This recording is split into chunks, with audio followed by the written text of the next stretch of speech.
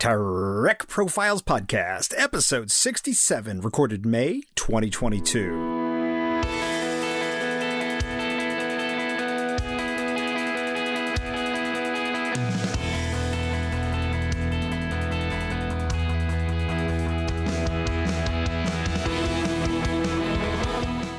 This is Trek Profiles, where every episode we talk with a Star Trek fan. We learn about their history with the show and how it's affected their life.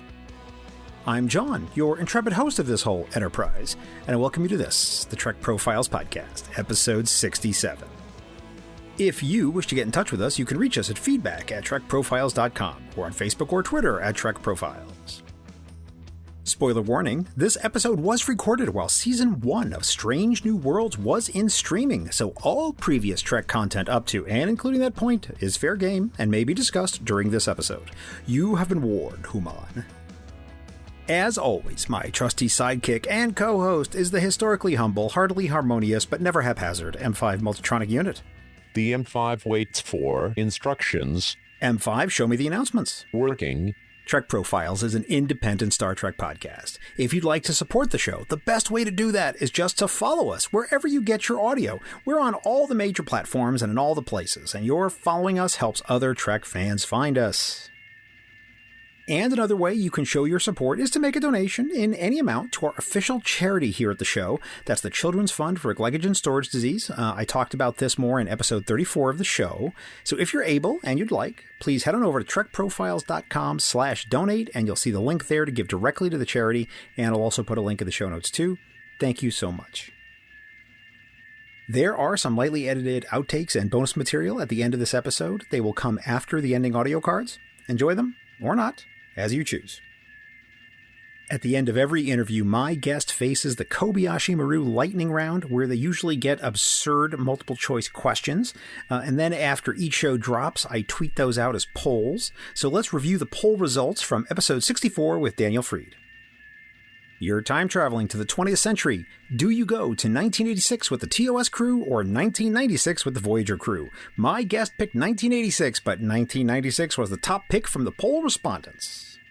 Who's going to get an ode written in their honor? The two choices were Porthos or Grudge. My guest picked Grudge, but Porthos was the popular pick amongst the people by a plentiful 59 to 41% margin.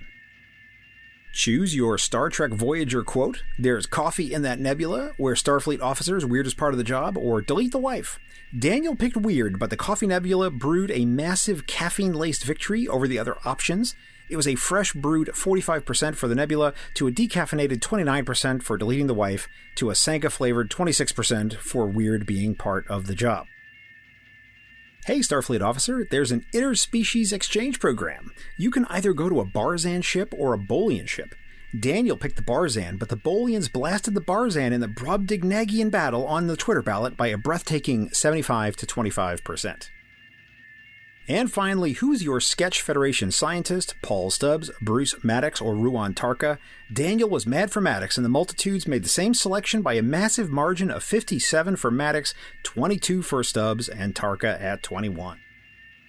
Now, if you enjoyed those questions and would like to take a stab at writing your own for possible inclusion in the show, you can send them to me at feedback@trekprofiles.com or DM me on Twitter. Every question that gets on the show earns you a credit on the show notes page and a shout out in the episode. In fact, 2 of my wonderful listeners just like you, contributed questions in this very episode, and they will get their credit at the end when I do the acknowledgments.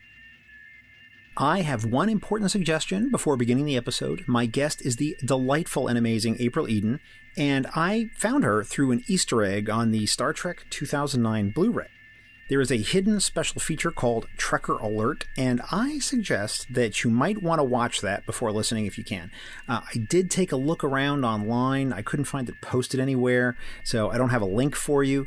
But if you do have the 2009 DVD or Blu-ray, pop it in and check out that feature. It's only like 2.5 minutes long, and you'll get introduced the same way that I did to the wonderful April, who we are about to hear from. All right, that's enough of that. M5, let's start the show. M5 acknowledges.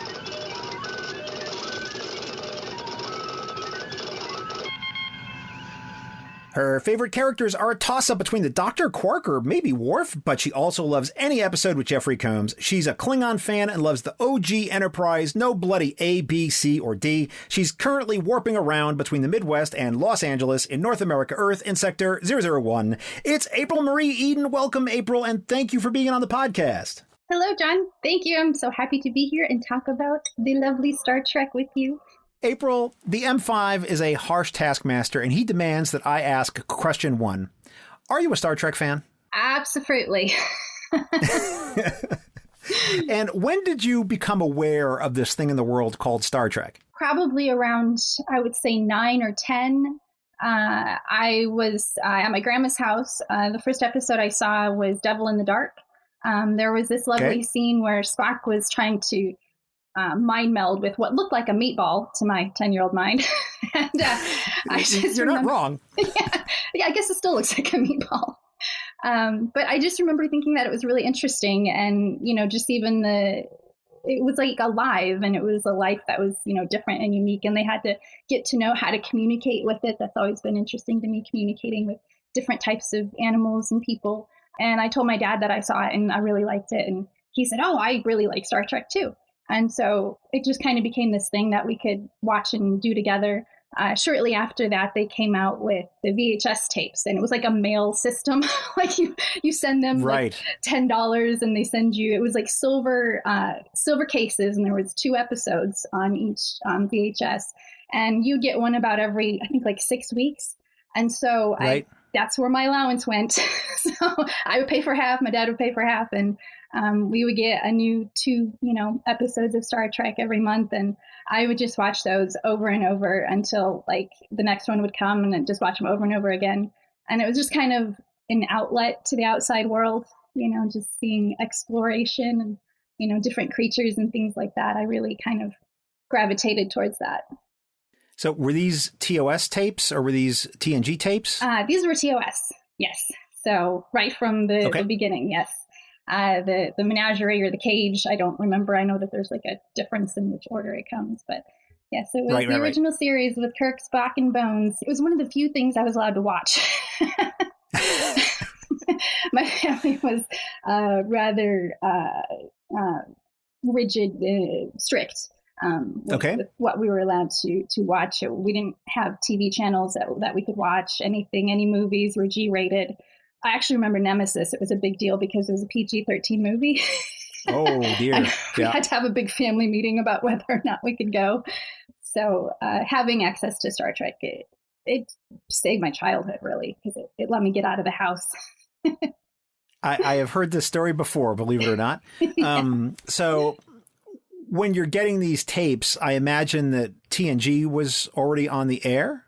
Possibly, but we didn't really watch TV, so I didn't watch those until later.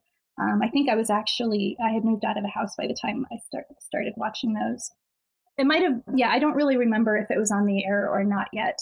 It might have been on the air later. I think I got all the TOS series, and then later it was TNG. I was able to watch those. My dad, he wasn't a fan of Picard. Oh, okay. So we didn't really get into the Picard series right away. Yeah, I have run across fans who tell me that Star Trek only existed from 66 to 69, and like that was it. Like there is nothing else. I have run across some of those purists. I have. Some people are quite proud about it. Yeah, well, they just need to, take a couple days and sit down and actually watch them. They'll come around. Right on. So then later on, I imagine you went back after TNG was on and you started watching all those. Yes. Was that all on tape or on DVDs or something? I believe those are on DVDs. And yeah, I watched all of TNG, all of Voyager, all of DS9. TNG I watched several times as well. All of them really. They're family, they're the culture that I know. Right. When you grew up in a household and then later you don't identify with that culture anymore, that's the one part that I still have. So they're my family. And as we sit here in 2022, there's all the original series. There's what I generally call the Berman era, which is sort of the 90s Trek through Enterprise, and then the modern stuff. Are you keeping up with this newer stuff or no? Yeah, I've watched all the newer stuff. I have not seen all of Prodigy yet. I watched the first couple episodes, but I have not watched all of Prodigy. Other than that, yeah, I do watch it. I don't think I'll rewatch it as much as I have the older stuff, but I do watch it just for the sake of it being Star Trek and those tiny little slivers that are reminders. But it's not as funny. I miss the funny of the Bone Spock and the Tribbles, and I miss that Doctor and Phlox, and I miss the funny people. It's my understanding that the next episode of Strange New Worlds is apparently going to be a little bit of a comedy, so we shall see. We shall see. So, okay. You're all judging McJudgerson over here. Well, sounds good to me. I think we all are when we know a franchise so well. It's hard not to. Oh, that's true. But I will admit, I mean, Lower Decks brings the funny. Yes, that's true. Yeah, Lower Decks is amazing. And the rest of them are too. I watch them, I will watch them. But yeah, Lower Decks, when they had that scene, I don't remember what episode, but they took you to, was it like a Klingon, was it, you were like going through, there's like all these food vendors on, it might've been on Kronos, but they like show you things where they only talk about a little bit here and there. And it's very fun. It's very fun to watch. There's some very deep cut stuff that they are putting into that show too. Yeah. I mean, like one of my favorite things I always bring up is that the Spock helmet, which was a toy from the 70s, right, is now canon. Yeah. So there you go. Well, even the name of the episode, the Lower Decks, that's the TNG episode. So, I mean, I think that was kind of what they were going for the whole time. Right on. Yeah. And they keep reusing stuff like there was an episode called First Contact of TNG. Well, now they have First Contact, right? Yeah. Which is a Lower Decks episode. First Contact. And they have so much fun with it, too. Like, they're not afraid to do it. They're like, yes, we're going to spin off of this and it's okay. And it is okay. And it's a lot of fun. I enjoy that quite a bit. So we were talking a little bit before we actually started the recording, and you were telling me that you have a collection. You were like, "Ooh, John, I know you're into collections. I have a big collection." So tell me about your Star Trek collection. What was the first thing you started collecting Star Trek wise, besides VHS tapes? Probably the Christmas ornaments. The little. I have some of them here. Oh, I the got Hallmark? them out. Yeah, the Hallmark ornaments. This one here, it might have been the first one that they put out. It's the shuttlecraft, and I don't have Christmas lights to plug it into, but if you click the little button, Leonard Nimoy's voice, it's like shuttlecraft Enterprise, shuttlecraft Enterprise, Spock here, happy holidays, live long and prosper. And it's just fantastic. I plug it in every year, it's my little home piece, and then I have the ships and the Klingon ship and a lot of these. I have gotten rid of some over the years because I eventually just had too many. But I kept the good ones. That's fair. Yeah. That's fair. Send me photos of all that stuff. Just take a couple photos with your phone. Send me all that. No, that's what we're here for, April. It's totally okay. Okay. That's what the listeners want. So we want to take a look at that. So, okay. And then, so you've got the Hallmark ornaments, anything else? So this here is a TV guide. This was the first TV guide announcing the new JJ Star Trek, the '09 Star Trek. And it actually features Kirk and Spock because they hadn't been cast yet. So Kirk and Spock is William Shatner and Leonard Nimoy because they didn't know who was going to be casting it yet. And I think this came out, it looks like July of 2006. And about a month after this came out is when I moved to LA. I saw this and I was like, they're going to start making Star Trek. I gotta go, be a part of my family here. So I, at the time I was hosting a TV show on DIY Network, and we just wrapped up the second season. I wasn't going back, interested for a third. So I talked to my agent at the time, and she gave me a list of, what to do when I get there, and I moved on down. And I still have the TV guide referencing it. And I think back here, I also have the old Star Logs. I have a few more. Yes, of course. In storage. I used to buy Starlog magazine. Yeah, there you and then, of course, the... and I see you got the Star Trek stamps on the front there. Those are fairly new. I try to not collect anymore, but every once in a while something will come out. I kind of can't help it. So that's I know. It's the bane of every Star Trek fan. Yeah, What's the item that you are most fond of in your collection? Oh, for sure. My Leonard Nimoy shuttlecraft. Absolutely. Yeah. just because this was the only one I had for a while. And it has Spock's voice on it. It's so nice to hear on Christmas time. That's right. Okay, so now my listeners don't ever see the video, but we're on a video chat, and I can see you're wearing a space dress. Oh, so yes. I want to ask, have you ever worn a Star Trek uniform outside of your 2009 thing, which we'll talk about in a minute? Yeah, I have 3 of them. I have a blue one and 2 red ones, and I've worn them to a couple TOS conventions. era? Yes. They're all TOS. I don't have any. Actually, I don't have any that aren't TOS. So, yeah, one's I think it was a Roddenberry company. I think it's like a pajama dress. My blue one is like a pajama dress, and then my red one, it's like a short sleeve, and then my other red one, it's like a fitted, like it looks like an actual uniform. So, yeah, I've worn this from time to time. They're quite fun. Before we began recording, you mentioned that you're not really as actively involved in fandoms. So when do you find the opportunity to put those uniforms on? It's been a while. It's been a long time. I spent about 10 years in Los Angeles. 5 of those were very heavily spent, going to conventions and, things like that. And so I got to wear them a lot more. Then I do work for Griffith Observatory right now. And on Halloween, they let you come to work in a sci-fi or science costume. So okay. I am allowed to wear those to work on Halloween. But other than fantastic. that, I have not gotten to wear them in quite some time. All right. So what was the first convention that you went to?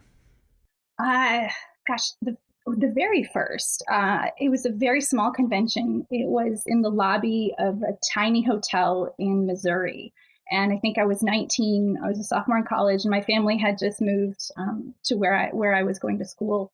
I think it was Robert Picardo and Neelix. Ethan Phillips. Ethan Phillips, yes. And it was just them 2, and this tiny little couple of tables at a lobby, and me and my, 8-person family all hauled into our big old rusted out brown van, and we went to this hotel lobby, and we met the doctor and Ethan Phillips, and it was a lot of fun. I think we have a picture somewhere. I'm like holding all my brothers. I have a lot of brothers, so quite young. I'm much older than a lot of my siblings, but that was the first convention I went to, and it was just them standing on a stage talking about Star Trek a little bit. There wasn't like alternate rooms with all this events going on. There was maybe 100 people at the most there, but it was fun. It was a great first convention, I think. People often talk to me about the fact that they started with these smaller conventions that were much more like intimate. We actually got to like talk to the actors and the, creatives or whoever was there. And it's usually a very special experience. I don't think we'll ever really get that again.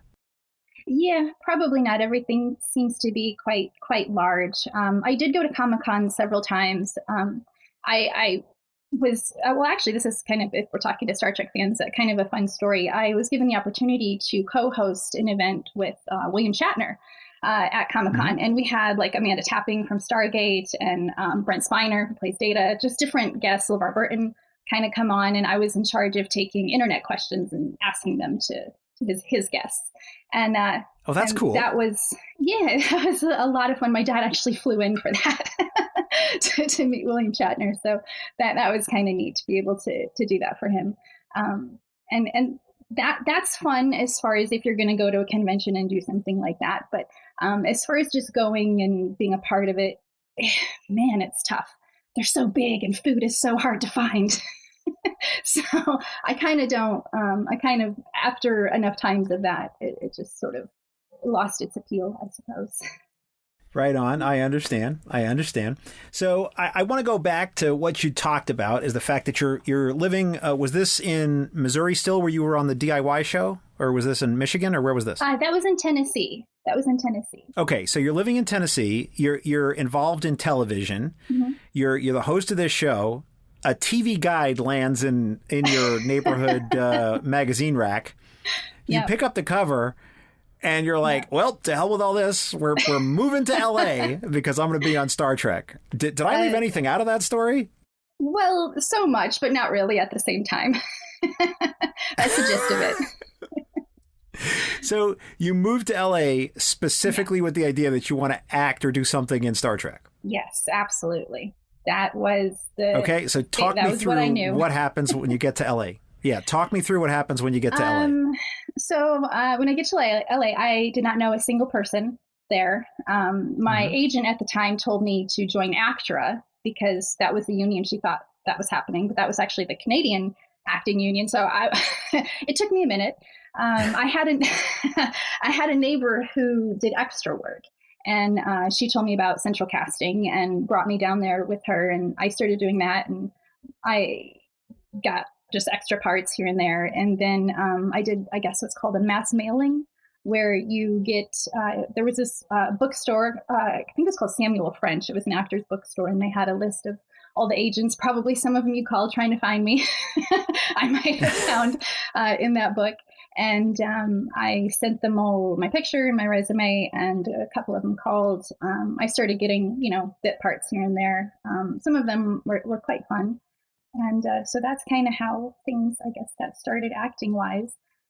By the time Star Trek came around, I had actually booked some, pretty decent guest stars and stuff. And I was trying to not do, they call it like the extra work anymore. But there was a notice on, I don't remember what Star Trek fan site or whatever. They were like, oh, they're casting extras at Central Casting, but there's a big cattle call. You got to go stand in line and, then come in and apply just for that job.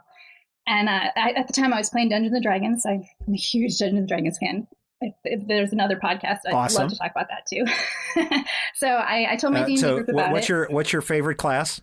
We're going to divert for a second. What's your favorite class? Absolutely a barbarian, 100%. Although lately I've been enjoying playing a bard. So, okay. A barbarian, I suppose. Okay. And which rule set do you use?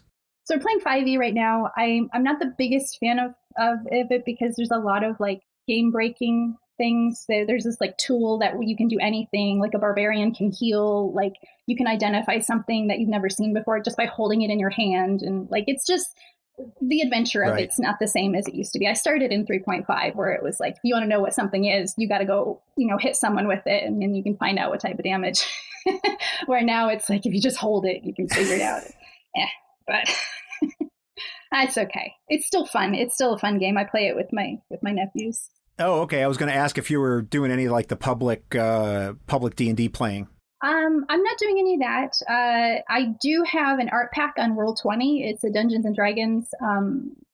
If you want to play virtually with your friends, you can build maps and things like that. I did just publish an art pack where it's called Canned Cantrips, where I made and took photos of all the material components in the cantrip spells, because I think that's very overlooked. You want to, send a message to someone, you need to go find a copper wire, and people don't ever go find their copper wire. So I made an art pack to help inspire people to do that.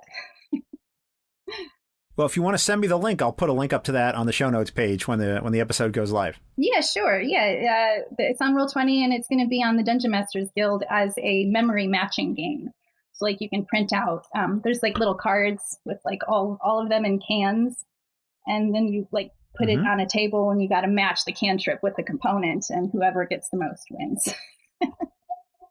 Oh, that's glorious. Yeah, it's a lot of fun, but not Star Trek.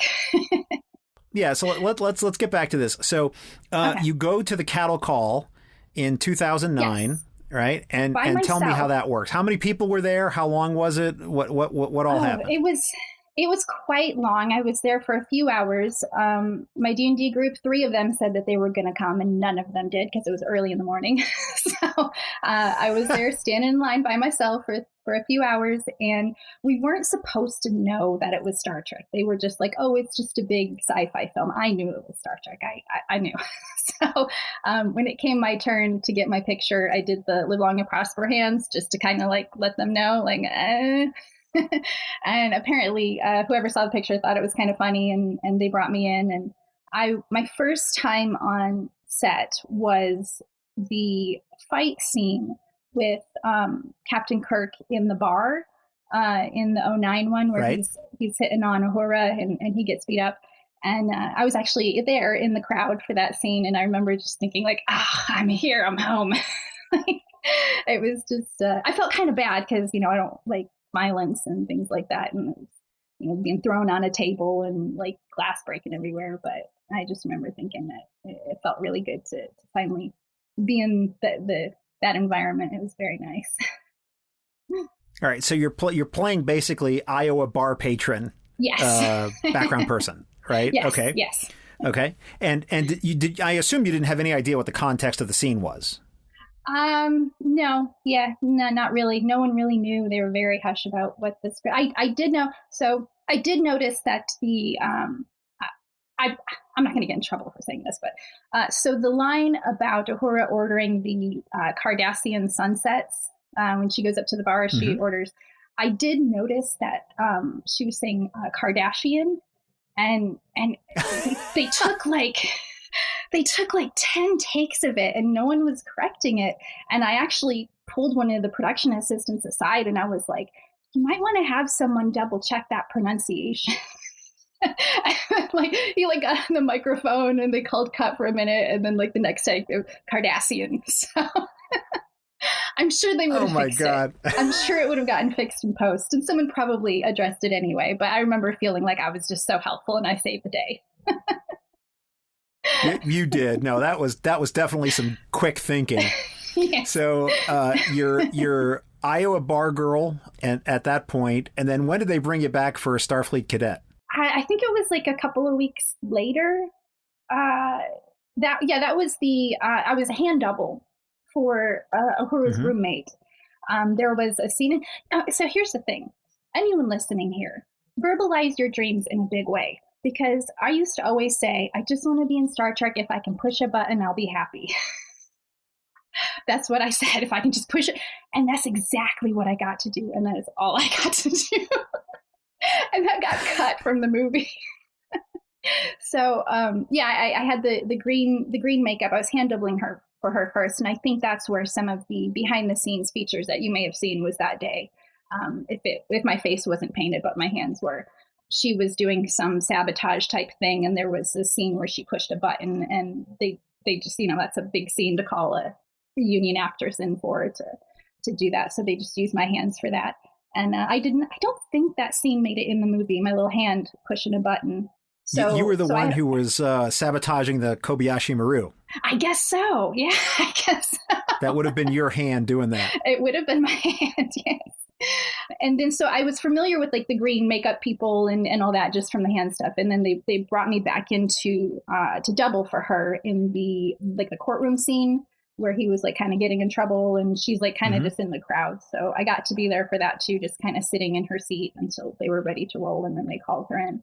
So that kind of, I guess, introduced me to the world of like the green and the alien and all of that. And then when the next movie came about, I was told, hey, so there's this green girl they're going to have. And I didn't know if it was like another extra thing or if it was a role or anything like that. I was just like, yes, whatever it is, I'm there. So that kind of started all that.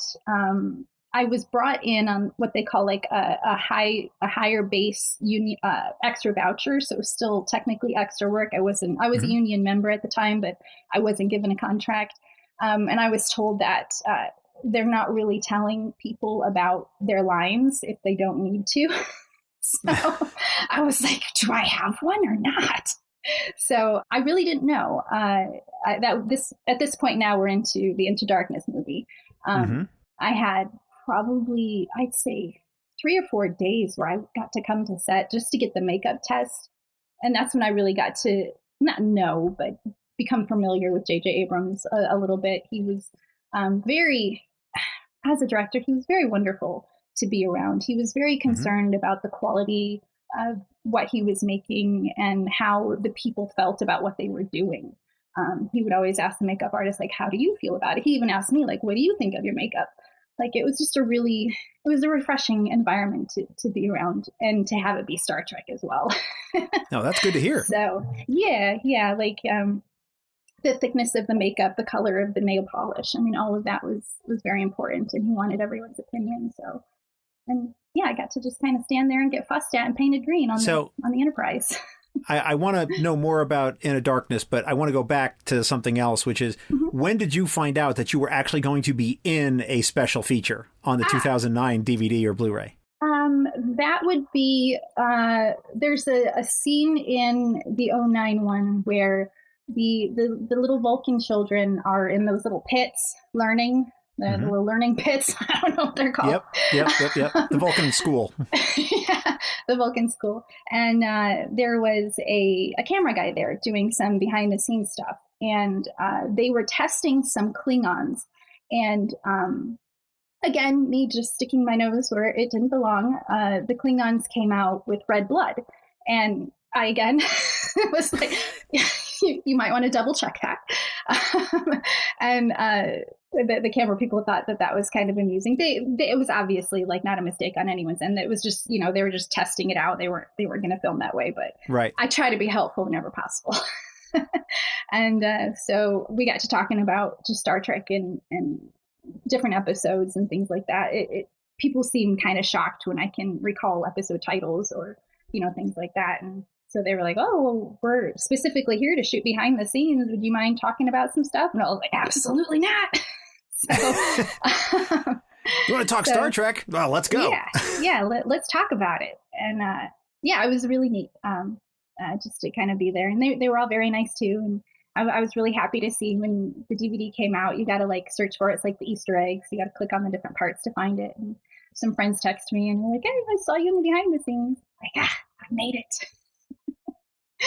So you're in the 2009 bonus material in the DVDs or Blu-rays, and I'm going to go tell people that they should look at that before they jump into this episode. It's only like a 2.5 minute feature, but that's how I found you. I was actually doing a project to sort out all my things, and this actually shocks people, I think, but I'm actually not interested in talking to Star Trek actors unless you're an actual fan. Like, being on the show is great. I'm happy for you. I love you. Do great. But I only want to talk to people who are actual fans. And so then I'm like, oh, if you're a fan and been on the show, then I want to talk to you. Right. So I was like, oh, I got to find this person. And that's when I started calling agents and trying to track you down. We'll comply. So, all right. Yeah, hey, I did have success.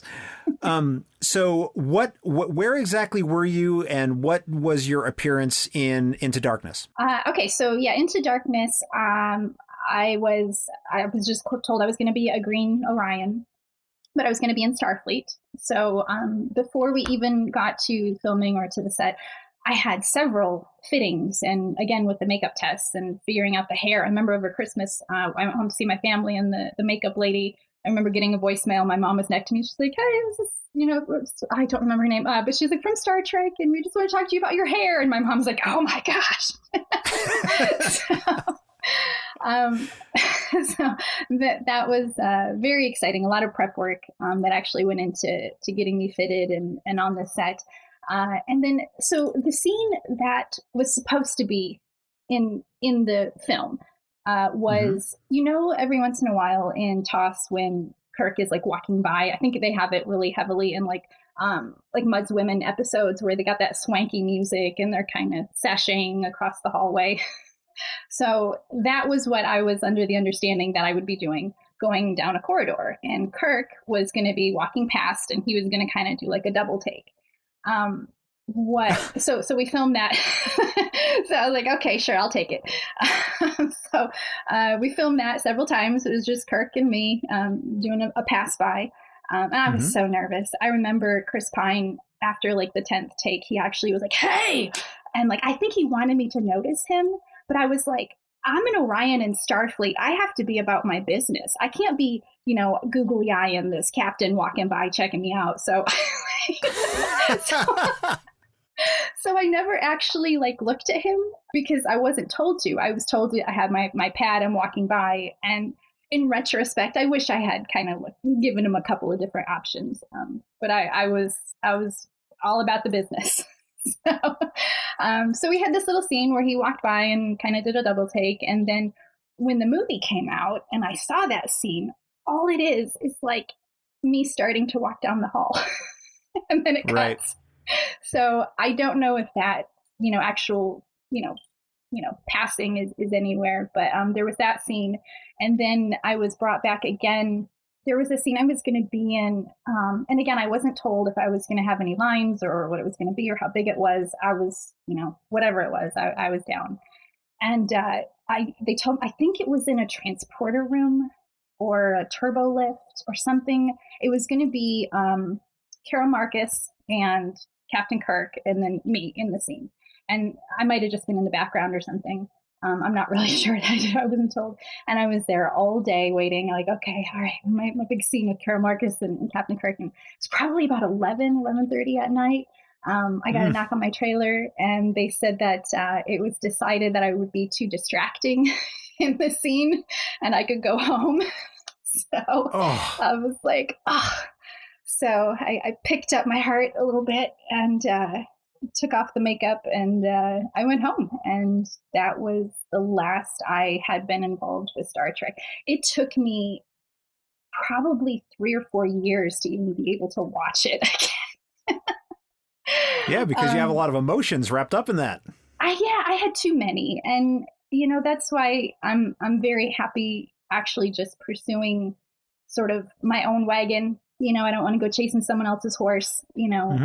I've learned about actual science and astronomy and, things that I can create a career for myself in and not be, so at the whims of someone else. And I really enjoy that. And I am able to enjoy Star Trek again as a show and really appreciate those experiences that I had.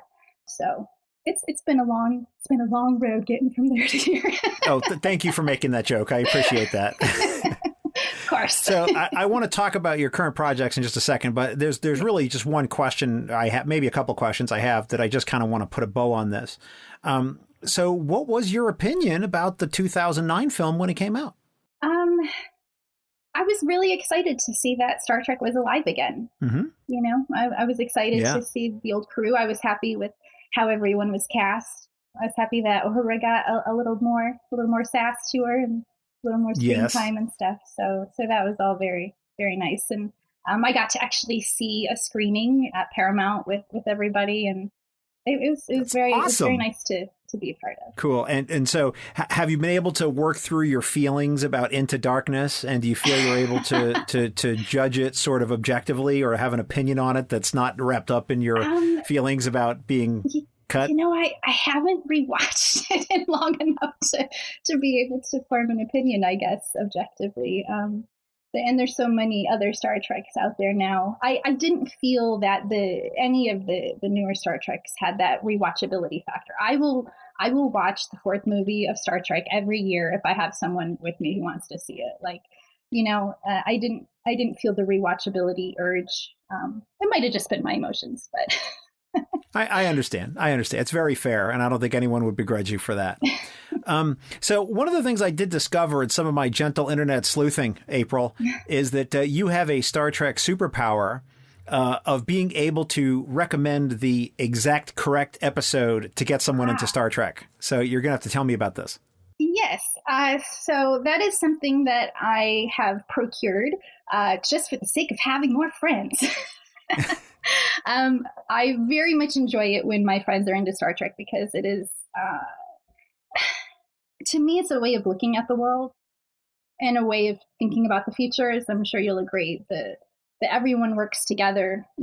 It's important to me that if someone's going to be a friend for a long time or a roommate or something like that, that they have just an awareness of how I hope and view the future of the world.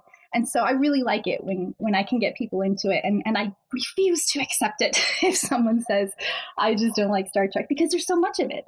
There's so many different types of Star Trek. So what I do is I find out what sort of movies they like, what sort of music they're into. They like staying in, if they like going out, if they like scary things, funny things. And usually, I'd say every time, if I recommend an episode, they're like, okay, it was pretty good. What else should I watch?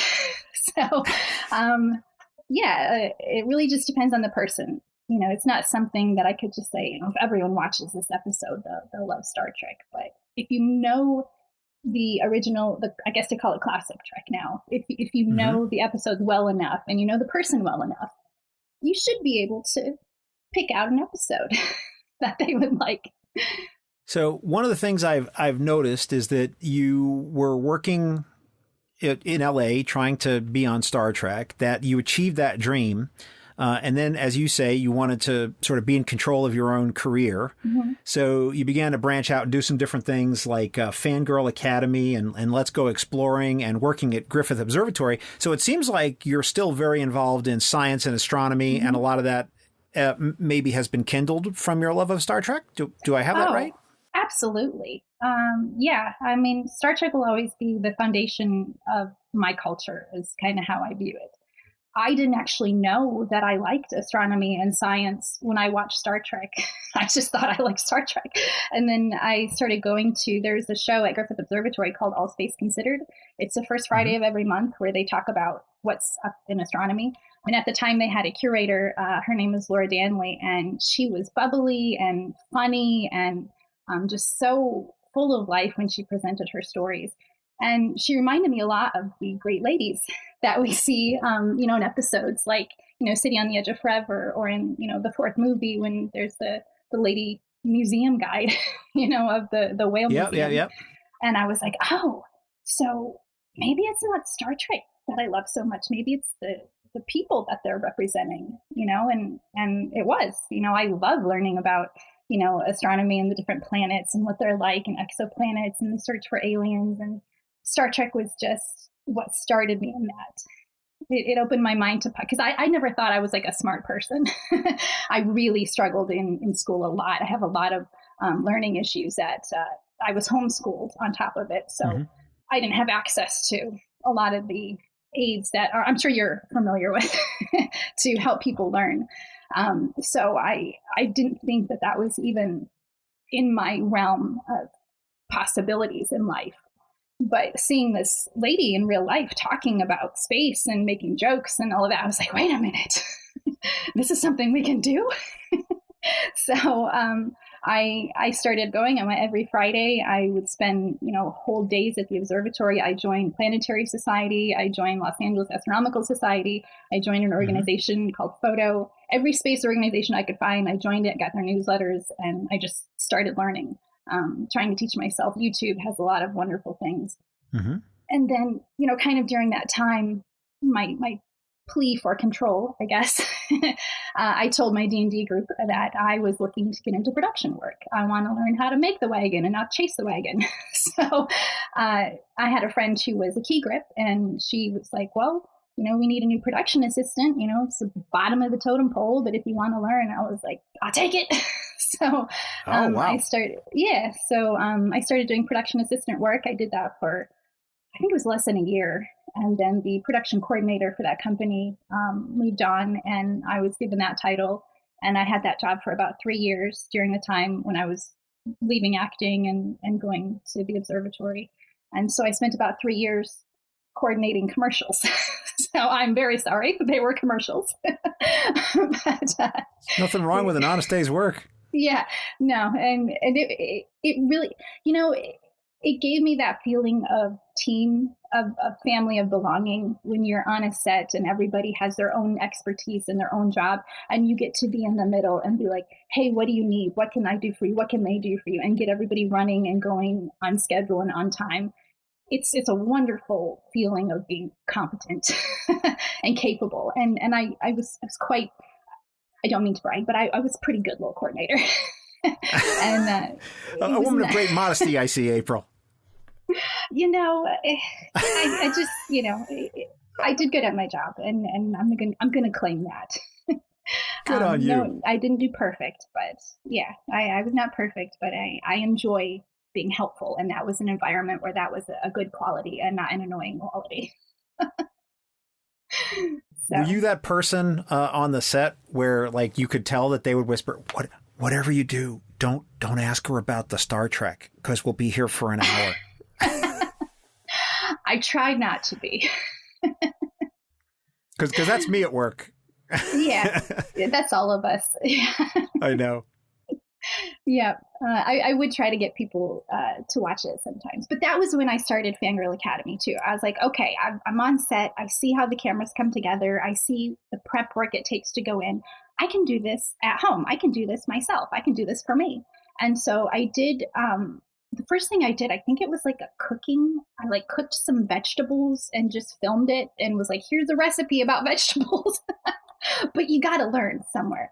And then I had some friends that were interested in conventions and things like that. And so I would go with them to different conventions and interview people and, kind of just plug in, I guess, a little bit to the culture. That's a little, I know I'm talking a lot, but in general, I do prefer much more like introverted activities. So on my own, that's not really, something that I would do, but I can do it. I just, on my own, I prefer to cook vegetables and film it for YouTube. And then I made a couple episodes about Star Trek, which I'm not sure if anyone listening to this would want to watch. I did one about I think I called it Aliens of Star Trek 101, where I just talked about this is the Borg, these are the Klingons, these are the Romulans, these are the Vulcans. And then I did another one about Star Trek called Who's Your Captain? And I just talked about the differences between like Picard and Kirk and a little bit about Janeway. And then I interviewed my dad about Star Trek. And it was so fun because it was the Star Trek playground and I got to, pull in, different screen grabs and scenes and things like that. And I did get a notification that Paramount became aware of my using their footage, but they would not stop me. So they said, just don't monetize it. And I'm like, okay. Right. So, yeah. They have nice. actually set up published rules these days and say, here's the rules for using our stuff. They're much more open about it than some other places, which are a little more black box. But at least they've published the rules to say this is what you can do, right? Not get in trouble with us. So at least there's that. And there's actually a whole backstory as to where those rules came from, which we shan't go into here because it's a terrible story that will derail this entire thing. Let's talk about some episodes. April, are you game? I am absolutely game. All right. Well, you made a reference to Star Trek IV, The Voyage Home. So, of course, this is most commonly referred to as the one with the whales. So I would love to know why this episode, or movie in this case, is particularly meaningful to you. The movie was meaningful to me, the one with the whales, because it has one of my favorite female scientists, Dr. Jillian Taylor. She was overseeing the museum and in charge of the whales, and I loved everything about what they did with her. Almost everything. She got a little. I think she basically assaulted her coworker or something, didn't she? Didn't she slap her coworker? Other than that, yeah. When George and Gracie get moved, yeah. Other than that, I really enjoyed what they did with this character. She was just smart. She was competent. She was sassy. And at the end, when Kirk was like, hey, what are you up to? She's like, oh, I'm going off on my own mission. Bye. I love how it ended with her and how just assertive she was about, she jumped onto his back when he was being transported because she's like, no, I want to go. I want to see it. Like, she wasn't taking no for an answer. Like, she was very brave and bold and professional at the same time. And I very much, so being from a conservative fundamentalist household, and I know this is getting kind of perspective-y, but when you're a child, your role as a woman is told to you. You are this, you are that. And as a female, it was very limiting. So Star Trek was, oh, we can do this too. We can do that too. And seeing her just take her future and her identity and end up in the future and having an assignment of her own in space, because she wasn't going to take no for an answer. I just thought that was great. And so I really liked that character. And it was funny. They had that scene on the bus with that guy listening to the music, which I don't know if you've seen that part. They actually brought that guy back, that punk rocker guy listening to the music. I've seen all of it, April. Okay. All of it. Yeah. So, yeah, they actually brought that guy back. It was pretty funny to see him come back. Kirk Thatcher is his name. Kirk, okay. Yeah, that was pretty amusing. It was a fun episode. It's an episode where you feel good about being a Trekkie. Or a movie. There's some movies where I don't know if I'd recommend that. That was one where I was like, I feel good. Yeah, we did it right. Yeah, right on. Now, had you left home at this point when you saw the movie? Yes, I believe so. What year did it come out? I'm pretty sure. 86, I think. Yeah, November 1986. Yeah, no, not even close. I had not left home by then, so that was in the realm of you can do this too. and that's what Star Trek was for a lot of people. Even scientists, engineers, male, female, non-binary, every realm of the spectrum. Many of us view this as, you can do this. Mm-hmm. And that's very much what Star Trek was for me. Now, I will say, I have a massive beef with the last episode of TOS. Turnabout Intruder. So here I am, a little girl on cloud nine, all this show introducing me to possibilities in life. And they have the nerve to have the last episode be this lady who's super upset because not only can she not be a captain because she's a female, she can't be a captain because females are unstable, or like, I was like, oh, that ruined my whole summer. I just remember being like, but my plans. So as much as I didn't like seeing Star Trek end, if that was the direction they were going to go, it had to stop. So right. I totally get it. Yeah. I mean, there's been a lot of efforts on some fans to try to explain away that stuff, or say like, well, she didn't mean it was a policy, or, there's like people who try to explain things away. And I think, just acknowledge it's just part of the times, and, Star Trek's gotten better, and we've all gotten better, and let's just move on. It still ruined my summer. Yeah, I know. I totally understand. And it came on a VHS that only had one episode, so there wasn't even like a second episode for me to rewatch repeatedly. Oh no! So I remember that being like a double bummer. So the next episode I want to ask you about, I feel like you might be joshing me a little bit here, or having me on. One of the episodes on the list is The Way to Eden. Yes. The TOS episode. So is this a self-referential thing for you, April Eden, no. or is there something else going on here? Tell me what's going on with this episode, because I think this is actually the first time anyone brought this episode up and actually wanted to talk about it on Trek Profile. So I'm excited. So tell me what's up. Okay. Yeah, so the name comparison is quite unfortunate, but that was an episode where I recommended it to someone. It was my process of getting to know them. What do they like? And that was just the episode. This person was very into, I guess, what my dad would call hippie culture, just very peace and love and that sort of stuff. And that episode came to mind as being one that they might enjoy. And so I rewatched it with them, and they loved it. And I loved it. I watched it during Did you reach? I did. I reached, brother. But if you watch it from the viewpoint of just a statement on culture, in the middle of the height of COVID, when everybody's and we don't need to get into that, but you know what was going on with of course, anti-medicines and things like that, and to watch it in the middle of that, it was so interesting, and I really just kind of appreciated just the lightness of it, the music and the flowers and the peace and love, and I was like, man, these guys are actually kind of fun. So I don't know if I would call it a favorite episode, but it's definitely an episode that I would recommend to the right person. If you've been to Burning Man, you might enjoy The Way to Eden. Oh, there you go. There's a good recommendation, right? So if you've been to Burning Man, don't be a Herbert. Get in front of your TV, get in front of your streaming device, and watch The Way to Eden, and then we'll reach. All right, fantastic. Yep.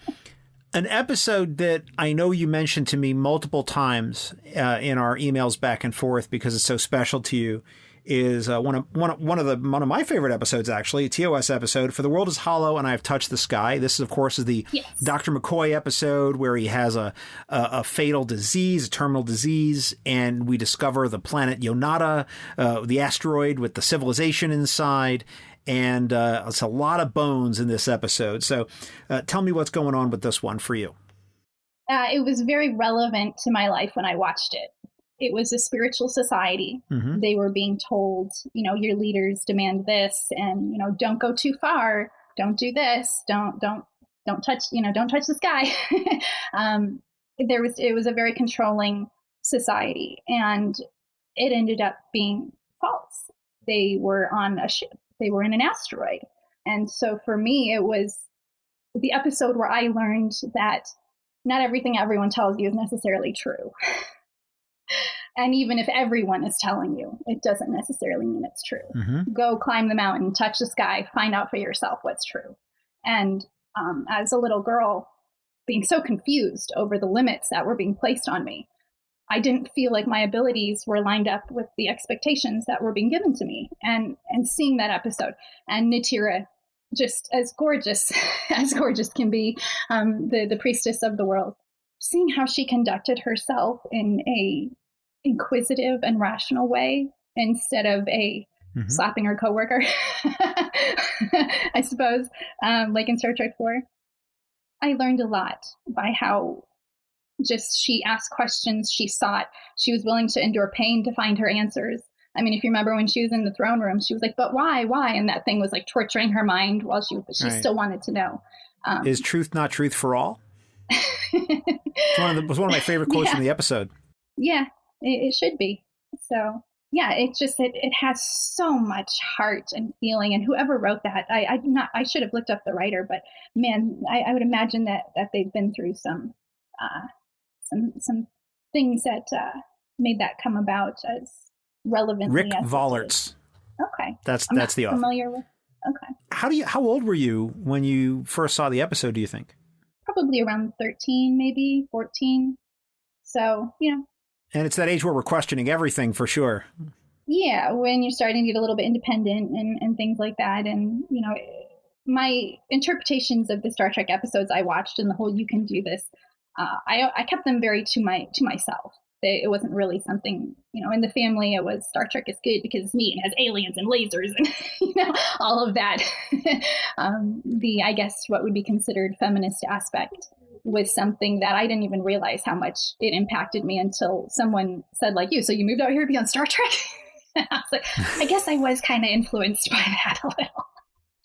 But yeah, just seeing how it was the people that I could watch. It was the people doing things that I thought were interesting. And Natira, the priestess, and she didn't like fall for Kirk, and she didn't even go with Bones at the end of the episode. Like she didn't even like, oh yeah, I'm in love. Like you see, when you're a kid growing up, you think Disney princess, I just need my man to save me and live happily ever after. Like she was like, right. No, my people need me. I'm gonna go rebuild with them.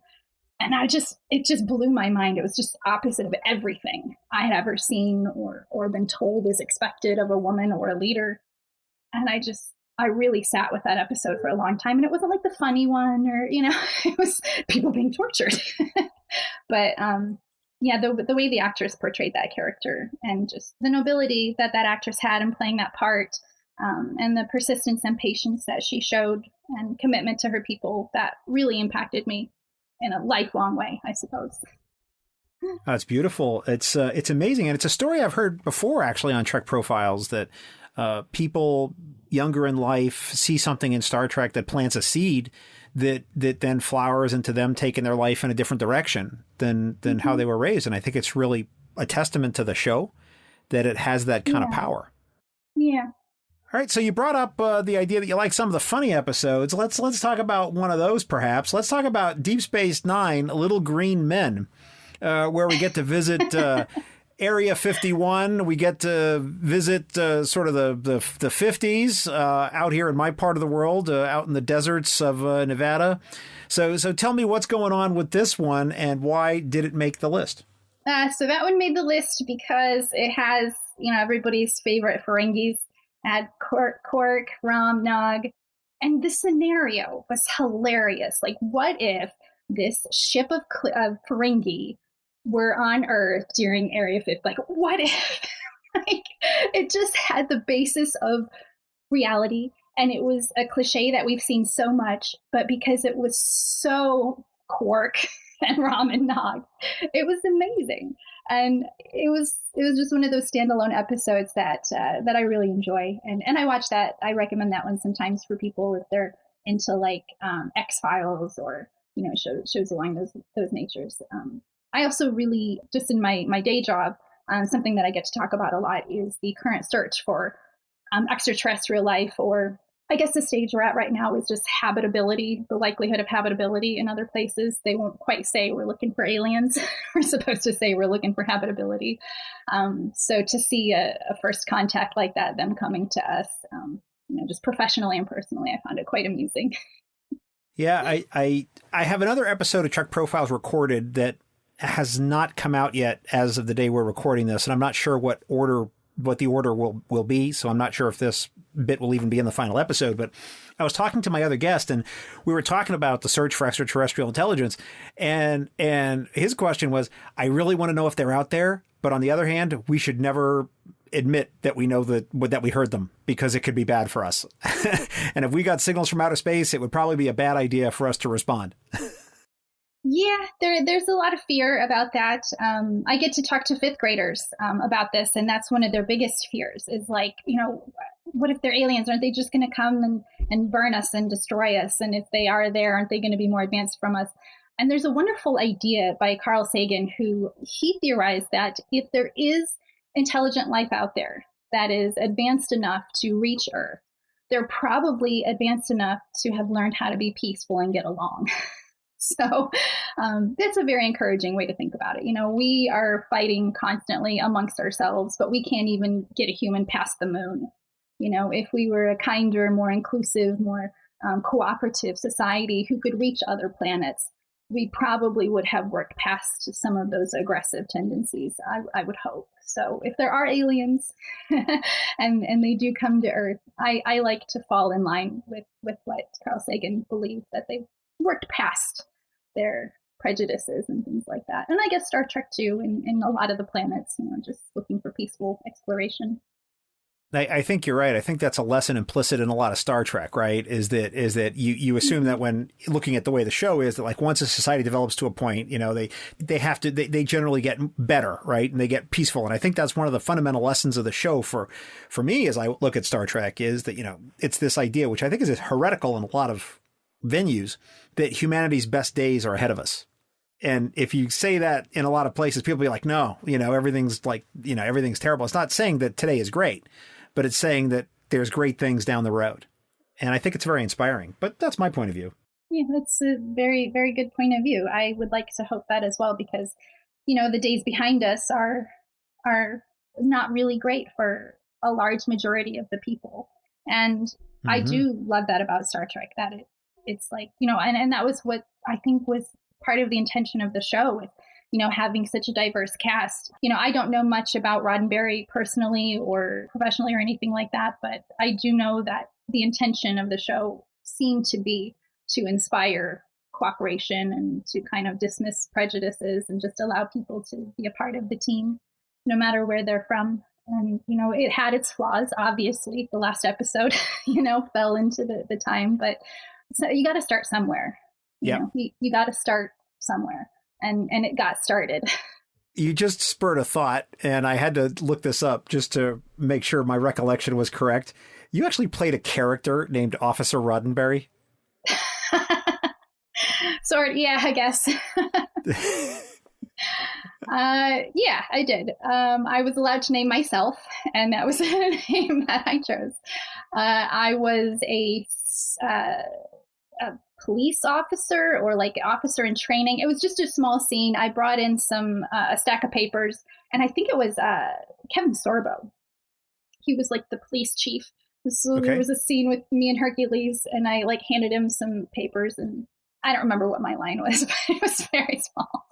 But yeah, I was Officer Roddenberry once upon a time. I thought it was just great. I was scrolling through your IMDb page, and there it was. I was like, oh, I got to ask her about this. So I had skipped over it earlier when we were doing the fandom stuff, but I thought, well, I'm going to ask you about this now since you mentioned Roddenberry. Since we're talking about Deep Space Nine and the Ferengi, let's continue talking about that. Let's go to the magnificent Ferengi, where we really have all of our Ferengi characters getting together for a glorious road mission to rescue everyone's favorite Ferengi mom. So what's going on with this one for you, April? It's a wonderful depiction of people having to accomplish a task when they aren't necessarily the best crew assembled, but they still get the job done. I really enjoy just the interpersonal communication between, the different Ferengi and having to learn to get along and trust each other and all having the same mission. And it reminded me of like playing house as a little kid. Mm-hmm. When you're just kind of bickering and who's going to do what? No, we got to go get this. But it was on Star Trek and they made a whole episode about it. And I just thought that it was, and then at the end, I think they ended up killing the person they were doing the prisoner exchange. And Rom came up with this like little device to make him like automated so he could still walk during the prisoner exchange. Correct. And it was Weekend at Bernie's. Yeah, there you go. Yeah. And I just remember giggling so hard. I just thought that was the funniest thing. I don't know why, but I just really found that amusing. Well, it's a gloriously funny episode for sure. And, we really got a lot of development of the Ferengi there that they certainly didn't get in TNG, which I thought was just great, right? That we got really much more of them. And I think at this point, I would say, and I have to really think about this more, but I think that we actually got more of the Ferengi and Ferengi culture than we did of like the Vulcans at this point. Maybe the Klingons we might have more of them, but based on what I'm just thinking about how many episodes and how much time we've devoted to their culture and background and all that. I think we've actually had more from the Ferengi than the Vulcans at this point. I'm not sure. Well, I think I heard that the Ferengis are supposed to be the depiction of humanity, that they're supposed to be what represents where humans are right now. And so like, currency based and, the rules of acquisition and the misogyny. I mean, it's not as bad, I'll give it that. But they were trying to depict humanity, maybe not necessarily where we are now, but maybe where we came from and things like that. And so I think they just kind of, Jeff, who was it who played Quark? The actor's name? Armin Shimmerman. He did such a great job. I mean, how can you not explore more when you have that sort of performance coming through? Is wonderful. He is always spectacular, and I love him in the show. Okay, so I got to ask you about this TNG episode that I got to tell you, this episode gets a lot of flack from a lot of fans. So I'm pretty plugged into the fandom, and this one is usually one that people would not put on the list. So I'm excited to hear you defend it and talk about why it's so great and personal to you, and that is, oh boy, Masaka's Waking. It's Masks from TNG, an episode that I personally enjoy, but it gets a lot of flack. So I want to know from you what's special, significant, and noteworthy in this episode for you. And I have a theory about this episode I'll hit you with in a minute. I can't believe people don't like that episode.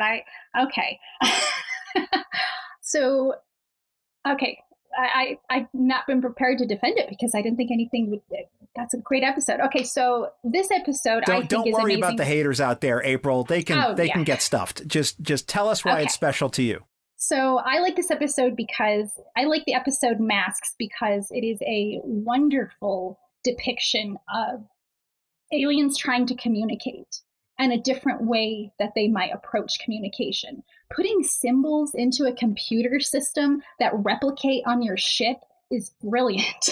It utilizes so many aspects of the Enterprise's function and its crew, and to tap into data like that too, because he's a machine too. So as the computers get infiltrated, he will too. And he was at the time trying to tap into his emotions, which I love whenever they do that with characters, have them tap into a larger part of themselves. He got swept away in the infiltration, I guess. And they brought art form into it with these beautiful clay masks that they got to wear. So there was costumes and art and technology. And how do we know that aliens are going to come and try to communicate by just take us to your leader? How do we know they aren't going to take over our computers and make us run around in costumes? So, I just thought it was brilliant. I thought it was a brilliant utilization of the Enterprise's already established functions and having such a simple solution too. Having it be such a simple thing about day and night, like it's time to rest. And it was so advanced and yet so simple at the same time. It was lovely. That's my defense. I agree with you. I agree with you, April. I thought it was a fantastic episode. I enjoyed it.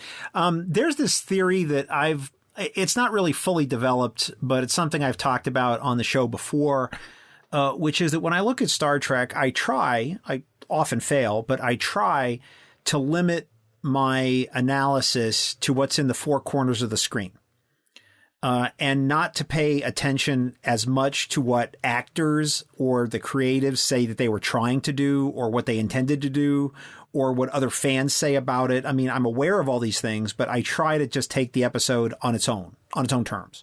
Yeah. And I think that the actors had a really hard time with masks because it was like filmed late at night, like with long, long days that were even longer than television normally goes. And they were all punchy. And like they were cracking up at Brent and the mask. And I think they just put a lot of negativity out there about their experience in filming it. And I think that affects maybe how some fans are interpreting the episode. I could be wrong, but this is how I've viewed it. That's really interesting because I did notice a bit of a off center with the characters, the actors' portrayal of their characters. I actually didn't know that it was, late long. I thought it was because they were dealing with something so bizarre. And like, could be, Data was, half this ancient race right now. And so that's really interesting that without knowing that information, I interpreted those things as just an extra to dealing with something so strange. Yeah, well, I think Brent also has some bad things to say about it, not as far as the episode itself, but that the production of it is that he was getting pages of dialogue, like with no prep, right? That he had to go do. And there were rewrites happening and that, his bad experience as far as the production of it, I think affected his view of the episode. Right. And so he had that scene, didn't he? Where he was like doing all those different characters. Like he had like the whole civilization or like a dozen of them or so in his head. So he kept having to go back and forth between like an old man and, the young child. And, so I would imagine if that's just being thrown at you, right away. But as a fan who just watched it, I mean, and then they had him draw in the sand, like the unending horizon, the star for the distant. Yeah, I mean, it had so many elements. Yeah, I love it. So yeah, you're not going to find any hate art here. I'm a big fan. All right. So I want to ask you about another episode that I don't think has ever come up on Trek Profiles before. So I'm excited to talk about it. I'm not going to hit you with any fan opinion about it, but it's real life episode of Voyager where the EMH builds himself a holographic family. So what's going on in this one, April, and why is it memorable, noteworthy, or special to you? That episode is special to me and noteworthy because I mean, again, I guess it's someone trying to find their humanity, someone trying to find what everyone else had for themselves, sort of. Mm-hmm. They did a wonderful job with the Doctor's character and Robert Picardo. Like, I don't know if it's the Doctor's character that I love so much or the way Robert Picardo portrayed him. And he's so tragic and goofy at the same time. It's wonderful and it's very human. And to watch someone on the show, a character who you forget he's a hologram, you forget he's not flesh and blood, you forget that. And then he remembers, he knows, and it comes up from time to time. And it was his attempt to see what everyone else had and be like, I can have that too. And the fact that he programmed his holodeck family to be perfect, right, and adoring, and all of that. And a lot of times when you get something, you're like, oh no, this is fine, this is great, and it's like, yeah, but that's not really the real thing. The real thing is actually hard. So, and then to have it be reprogrammed, and I think his daughter ended up, spoilers. It's been a couple years, but spoilers. Oh, don't worry about that. Don't worry about that. There's a spoiler warning at the front of every episode. Like, okay. Yeah. Don't worry about that at all, April. No worries here. So, his daughter ends up passing away in the episode, and we got to experience that with this hologram that we've accepted into the family, and it was just not very often in a fun show do you get to talk about how to deal with someone you love dying. And Star Trek really tries to do that. They did that with the Doctor. They do that a lot in DS9. Not even just dying, but becoming disabled or getting PTSD like O'Brien, or, losing your leg like Rom. they really took the time to show people it's okay to go through these things and you'll end up fine. Yeah. It's okay. And it's a beautiful episode in so many ways. And I see that it's affected you deeply, and I agree with you. And I think one of the things about the episode too is that we see that he's actually experiencing not just the loss for himself, but what everyone else on the ship has lost because they're far from home. Yeah. They've all lost their families, right? They're not there to see their nieces and nephews or kids or spouses and pets and, all those things. And so there's like a whole nother level to it when you look at it that way. It was like a single page out of the whole book of Voyager, but it told the whole story, and yeah.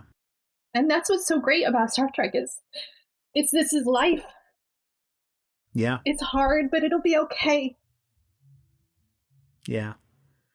And there's a hope and an optimism in it, that there are those hard times and things will be better. Do you need a minute? I didn't think I would start crying. It's okay. I'm okay.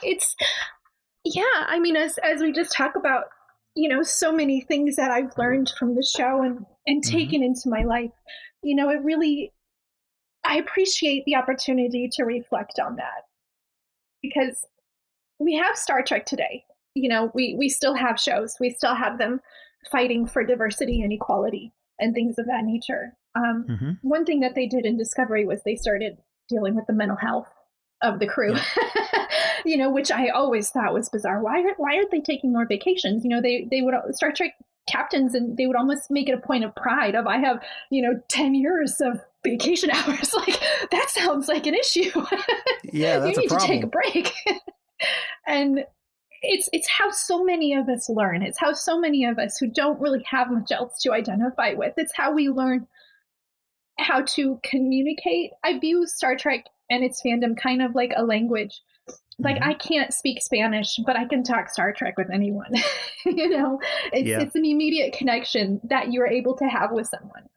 And I can't imagine not having that in the world, just being on the planet without knowing there's fans out there who think Klingons are amazing. It's just, it would be weird. The world would be different without the fans, without people who learned what they're capable of by watching these people that people would write off. They tell them, you're not allowed here. You go. You can't have this job. You can't do this. And Star Trek was like, no, give them a chance. They'll do it. They'll do fine. And I really appreciate that being in the world for everybody. It's a beautiful message of the show. It is absolutely a beautiful message of the show. Well, I mean, we're talking about Voyager and real life, and the Doctor with his holographic family. Can I ask you about another Voyager episode on the holodeck? Let's talk about Fairhaven. A little bit lighter. where they well, I don't know. It depends on how you take delete the wife. That's true. That's sort of an infamous Janeway line. I'd love to know what's going on here with this one. The show Voyager was, it wasn't quite, I guess, as high drama as a lot of the DS9 episodes, especially like seasons 5 and 6 with the war and stuff. But the crew was very stressed. They were very on their own, and it was really fun to see them create a world within that, to utilize the resources that they had available to them to find a place where it was like, we can just have fun. And Janeway got a little bit carried away, to put it mildly. A little bit. A little bit. But I just remember I view that episode as kind of like a vacation, and I'm sure that that's how it was intended to be written. I felt like I got to go on vacation with them. You've been with them through so much loss, and with Janeway questioning her abilities and everyone being thrown into assignments that they weren't expecting to have, and trying to survive in a place where they don't have a federation and uphold their standards anyway. And they just got to have a break. Yeah. They got to, and they used the resources that they had available and create their safe space, I guess. is what it was for them. Understood. Well, then let's talk about a dangerous space. Let's talk about a planet that is full of androids being run by Harry or Harcourt Fenton Mudd. Let's talk about I, Mudd from TOS, which is also on the list. And we have the infamous Stella model that also appears in this episode. So I want to know what is going on with this particular one for you, April. Yes. So I, Mudd was one of those episodes that I repeated constantly. The line, Harcourt Fenton Mudd, have you been drinking again? How did that go? Harcourt Fenton Mudd. All day I just go Harcourt. Whenever someone would like call someone's name, if they did it like Dan, I'm like Harcourt. Like, I was just like, you know, as a little kid, it was just one of those things that I just thought was hilarious. And you know, they had to outbrain the robots. They had to like figure, and it was so goofy. I didn't realize the contrast of some of my favorite episodes, like real life and, you know, I, Mudd, but I guess they are quite different. It's okay. But that's life, checkered with both good and evil, right? With smiles and tears. It's all part of life's great pageant. It's the balance. And I'm also like, I'm a huge like theater person. I love stage performance and I love putting on plays. And when I was little, I would dress up my dogs and my brothers. And my mom said when I was real little, I cut out the center of cardboard boxes and did interpretations of the weather people on the news. I don't remember this, but she said I would do that. That's great. And the fact that one of the tactics that they used for outthinking the robots was like they did the little dance. At first they did dancing, like, but there's no music. Mm-hmm. And then, you know, it was just all pretending. They put on a play. They put on a bizarre play that made no sense, and the robots couldn't handle it, and their brains exploded. I just thought it was great. I was like, I never knew that plays could be used to defeat robots. It's the power of theater, April. Right? Yes, do not underestimate the power of theater. I had no idea. So I thought it was quite swell. All right, quite swell. All right, yes. Excellent. Two more things I want to ask you about. I want to ask you about Time's Arrow from Next Generation. This, of course, is the two-parter that takes place, right? It's a season finale and a season opener, parts 1 and 2, where we go back in time. We got Mark Twain. We've got all these historical characters going on. We've got Data's head, which we then see again later. It's very strange. So what's going on in this particular episode? In Time's Arrow, I really enjoyed the mystery of it.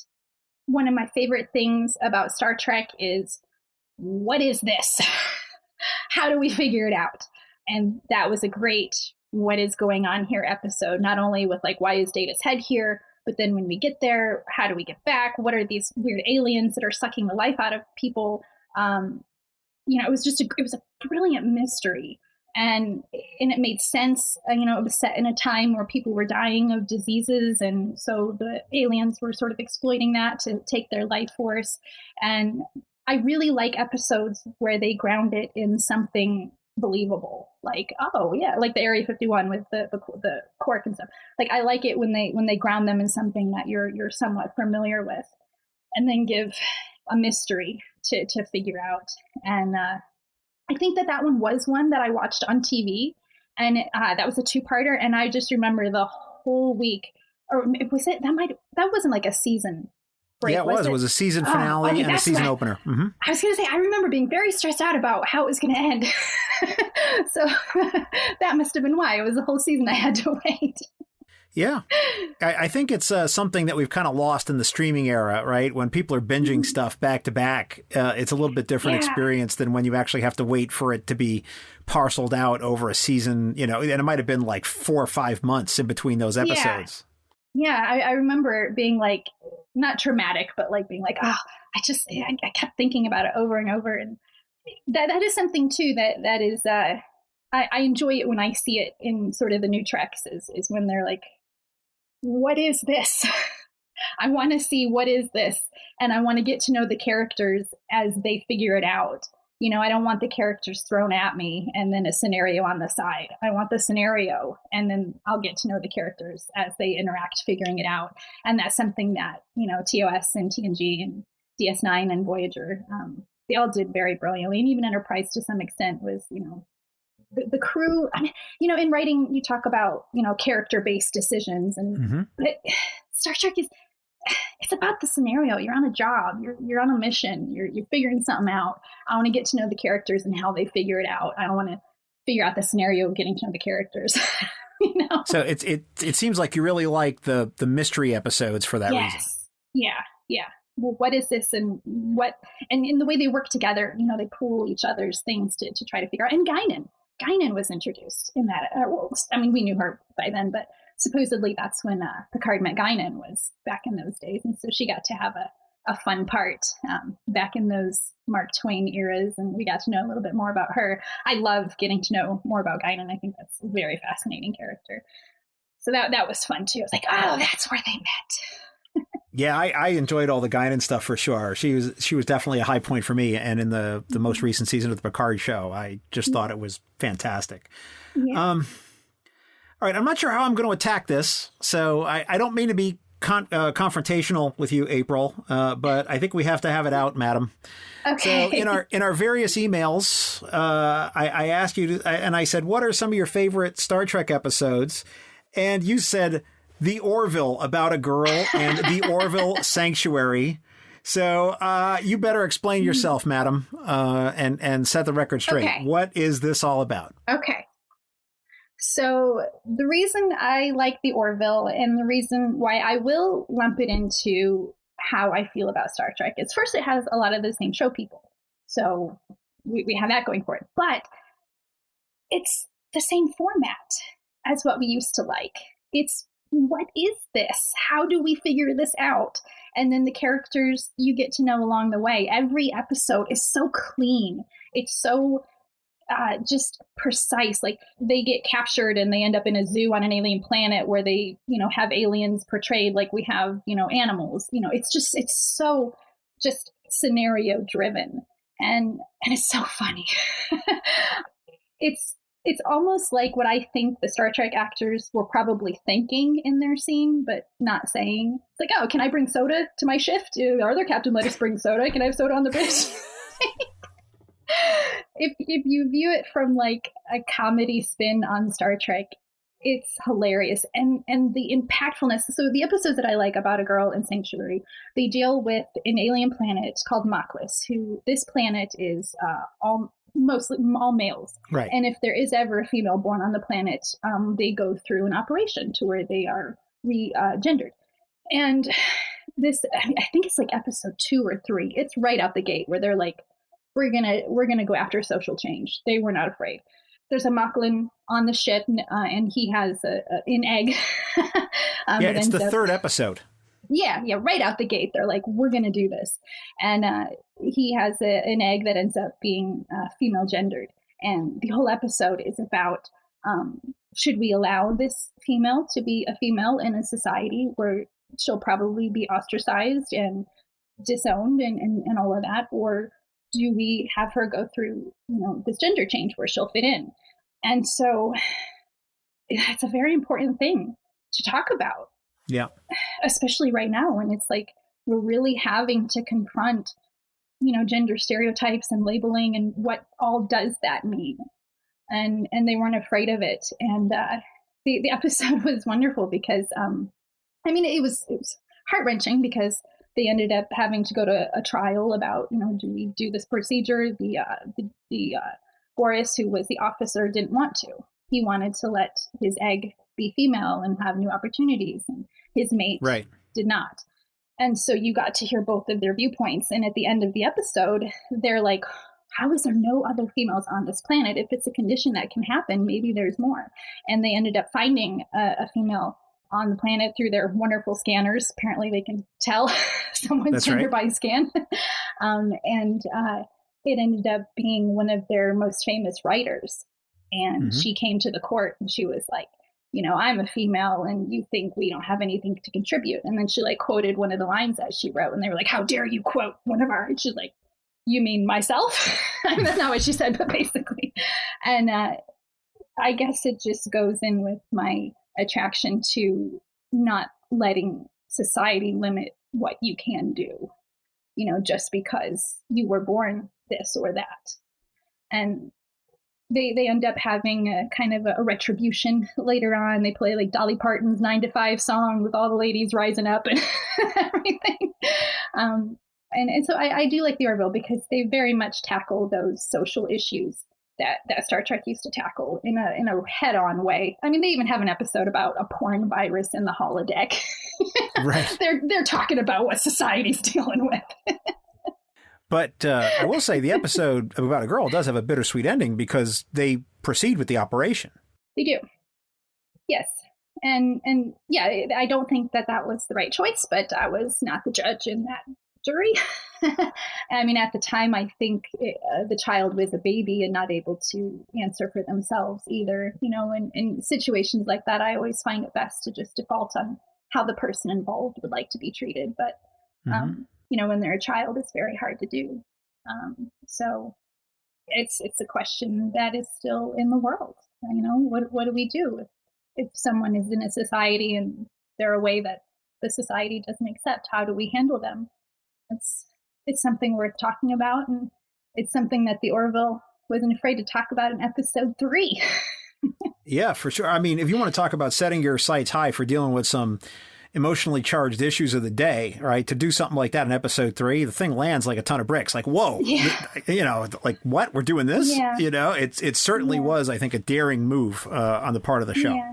They do err on the side of, I do see how a lot of people that could be reached by that show would be very put off very early on.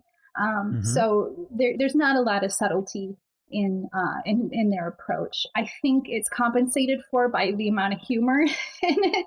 You can take a lot of medicine with the laugh. So they do definitely try to add humor.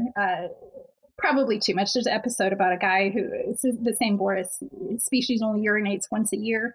And the whole episode is about them going to watch him urinate. I mean, his ritual urination. Yeah. It's so bizarre. It's so out there.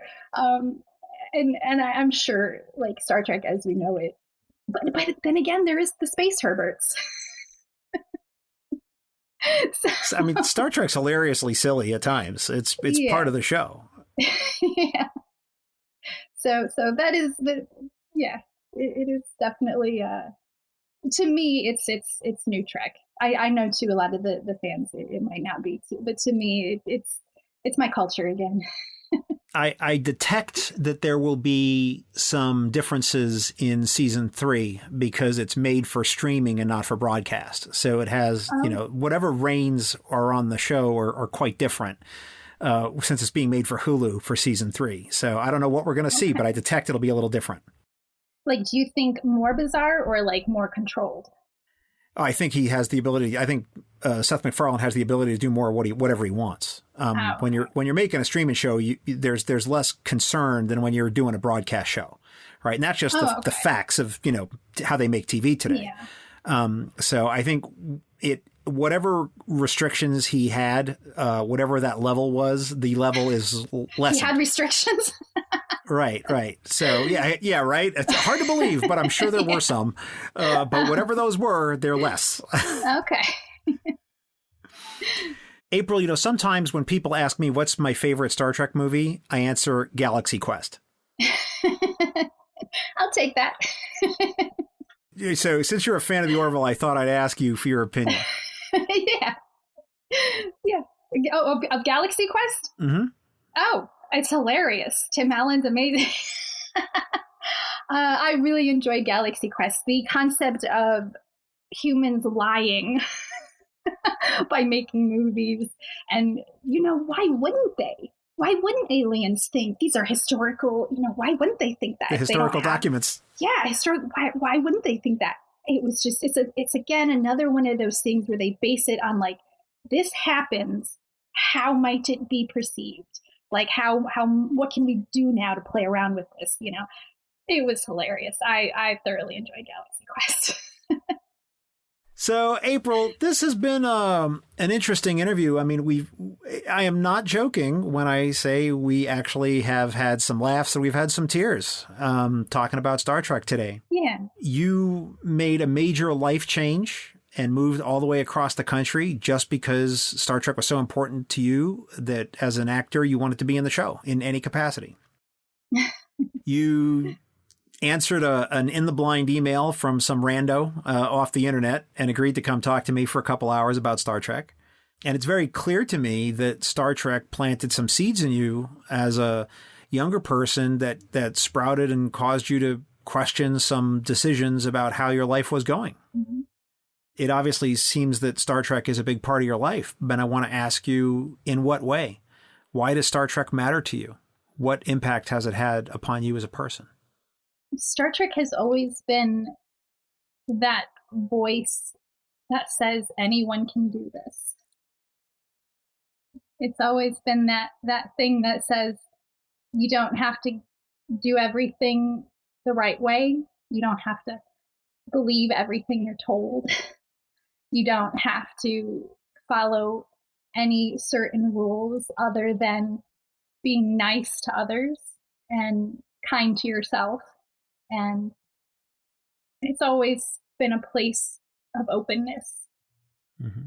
From its mission to explore strange new worlds and seek out new life and new civilization. It's very, it's not all about yourself.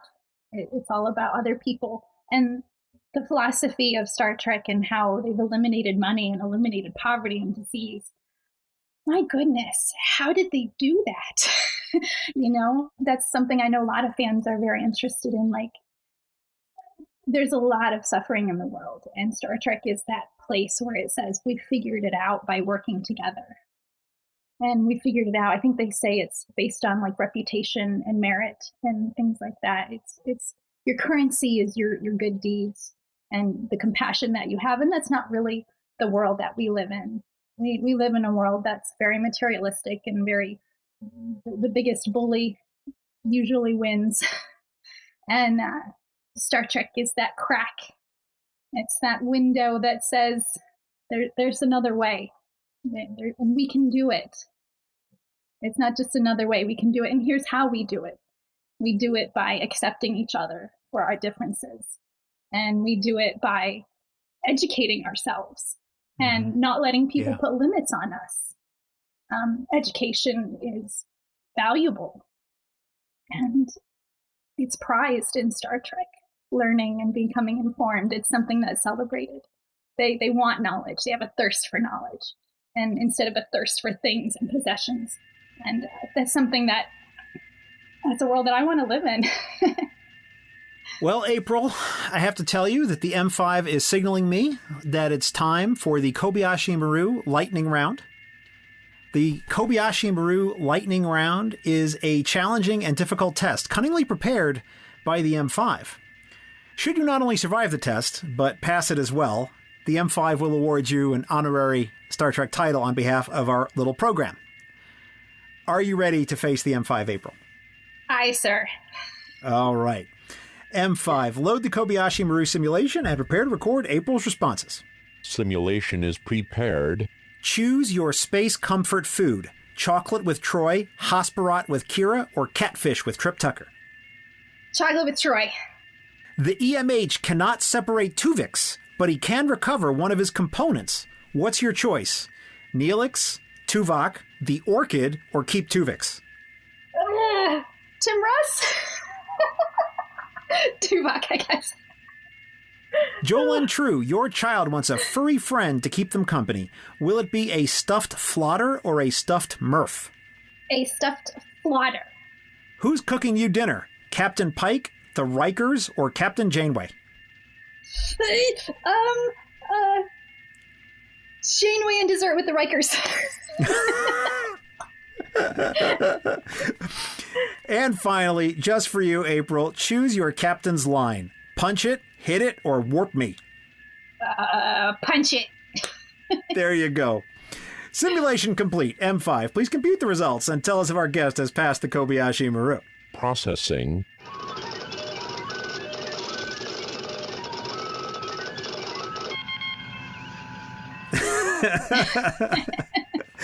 Dude, Janeway was the only person who actually managed to burn something in the replicator. So Oh, yeah, she's not the best cook, but man, what a conversation if you can have dinner. Yeah, no, I think that's great. Although I got to admit, I'd love to try that pizza that the Rikers were making in that Picard episode. Oh, yeah, they had their own garden and everything. That's true. Yeah, they had a garden with the tomatoes. And I mean, man, that looked like that was like some real artisanal pizza stuff going on there. Yeah. I never figured Troy for an artisanal pizza maker, or Riker either, but looked good to me. Well, didn't he cook with his dad? I think he had something where he was like making eggs for someone, and he used to cook with one of his family members.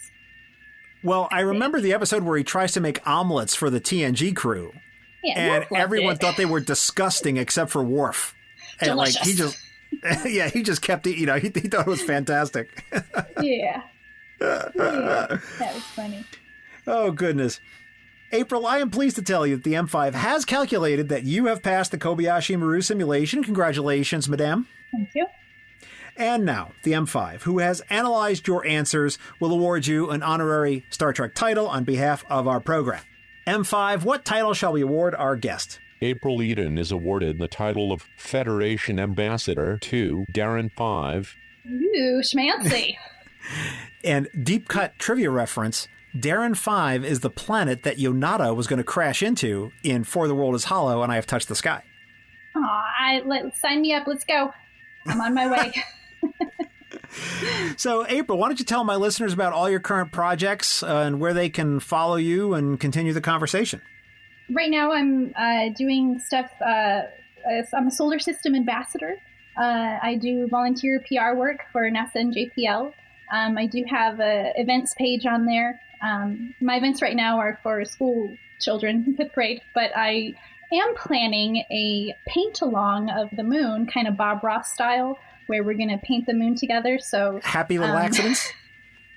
happy little craters. So I guess if you want to put a link in the show notes to my Solar System Ambassador page, the event is not up there right now, but it should be by the end of the year. Other than that, the Fangirl Academy YouTube channel is still going. I mostly utilize that channel for answering science questions. Any questions, space science, especially if they're related to sci-fi. If someone wants to ask me, how do the transporters work? How does the warp core work? I will contact my resources and make a little video with a science-based answer on how that might theoretically work. Glorious, glorious. April, thank you so much for being part of Trek Profiles. Thank you for having me. Live long and prosper.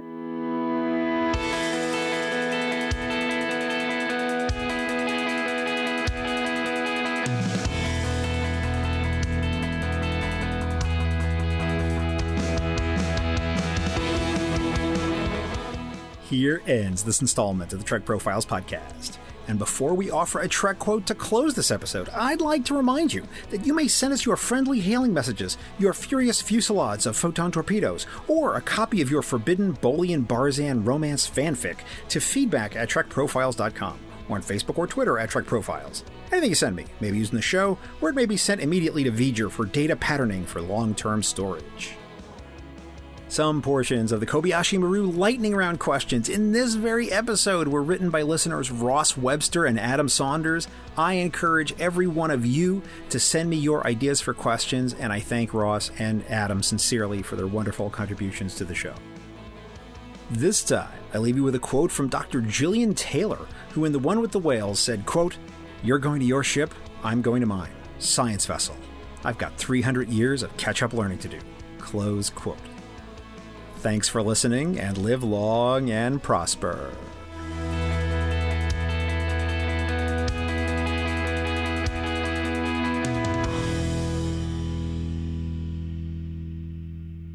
This handcrafted podcast is brought to you by Stars and Sky Media Lab.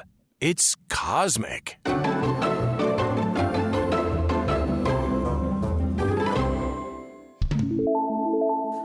am recording now. Oh, I can wait if you want. No, we're all good. We're all good. Okay. So I have to say, it was quite the journey to track you down. Yes. I will tell you that I spent an entire morning on the phone with all your various agents, and one of them was connecting. That's how I found you. Okay. It's really funny because I was going through my DVD and Blu-ray collection. Yeah. And I saw you on the 2009 special feature, which we'll talk about. And I was like, oh, I got to get her on the show. And I was like, I wonder if it's like, I do, just some general internet stuff. And I'm like, I can't no Twitter, I found your YouTube, but there was no way to contact you on that. So I'm like, what do I do? So then I hit on it. My wife has an IMDb Pro subscription because of her job. Yeah. So I got a number for one of your old agents who connected me to another one of your agents who gave me your email address. Oh, I didn't even, I haven't talked to my agents in years. Well, they still know who you are. So wow, that's good to know. So, hey, it's all right. It's good to know that people are keeping tabs on you, right? You never know when you might get a call. But they were all very helpful, which was great. I was expecting I don't rep her anymore. Click, and that would have been the end of that. Yeah, well, that's good. I generally had good relationships with my agents. It just wasn't the right field. But in general, I do try to maintain amicable working relationships with people. Right. So are you considered out of acting? Is that a career decision for you?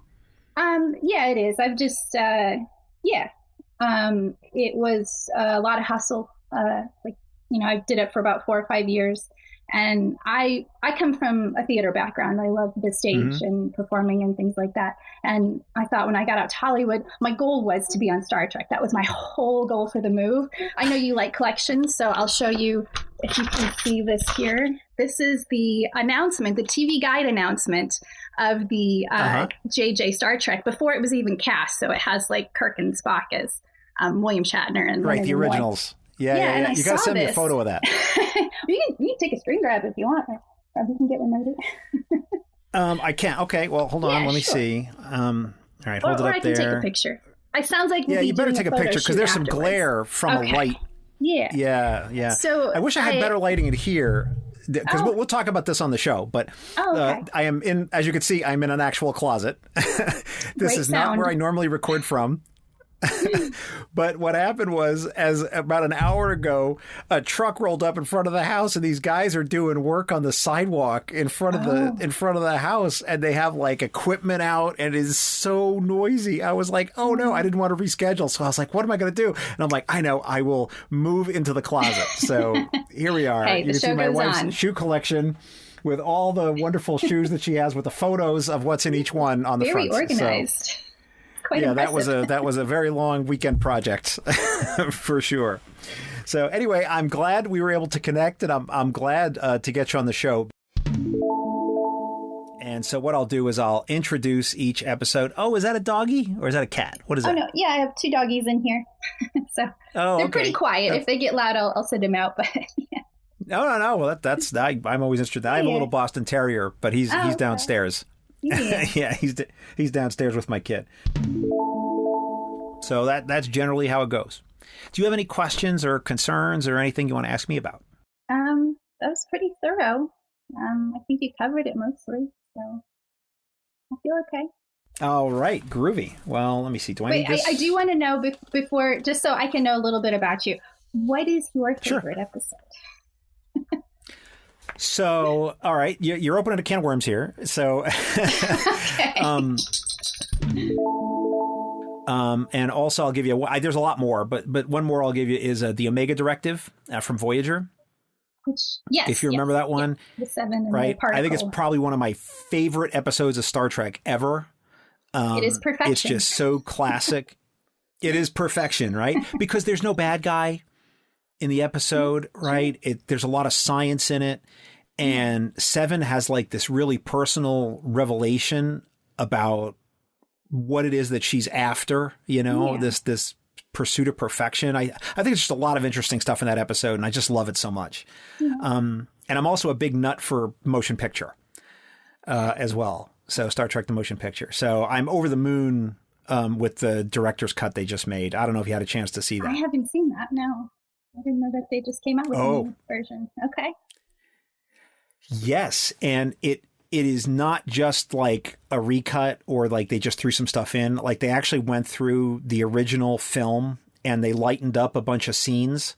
They added in a bunch of missing stuff that like was not in the original movie, but like yeah, there's new stuff. Wow. I'll watch it. Well, it's more on the effects side. Okay. So there's more on the effects side, and it's very consistent with how the movie actually looked, which was very cool. And so it and the guys that did it, David Fine and Darren Doctorman and these other guys, these were guys who actually worked with Robert Wise when he was still alive, who was the original director. Oh. So, these aren't like some other dudes who just came in and been like, yeah, we're going to make a new thing. I mean, these are guys who, understood what Bob Wise was after. And there was also problems in the original production. I don't know if you know all the whole story, but like they were really rushed trying to get the movie out the door.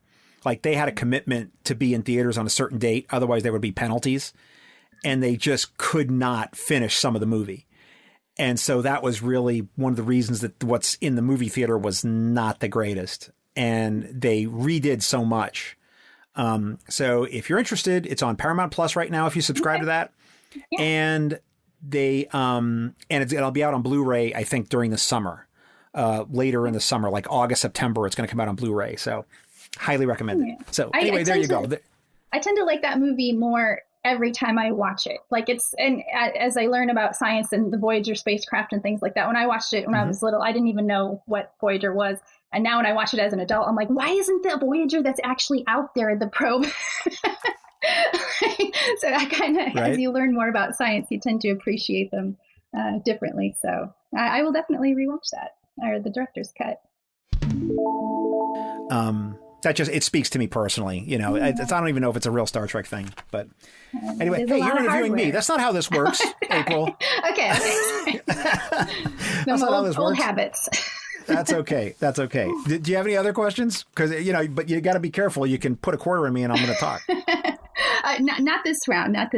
I do appreciate your take on it, though, because, I mean, it is rare. And as someone who's kind of gotten away from, the fandom world and sci-fi and actually like studying like the rovers on Mars and just the tiny little things that go wrong. It got a rock stuck in its wheel and, the whole thing came to a halt. So it is nice to hear a fan talking about that perspective in a way to appreciate Star Trek and the uniqueness of the vessels and stuff.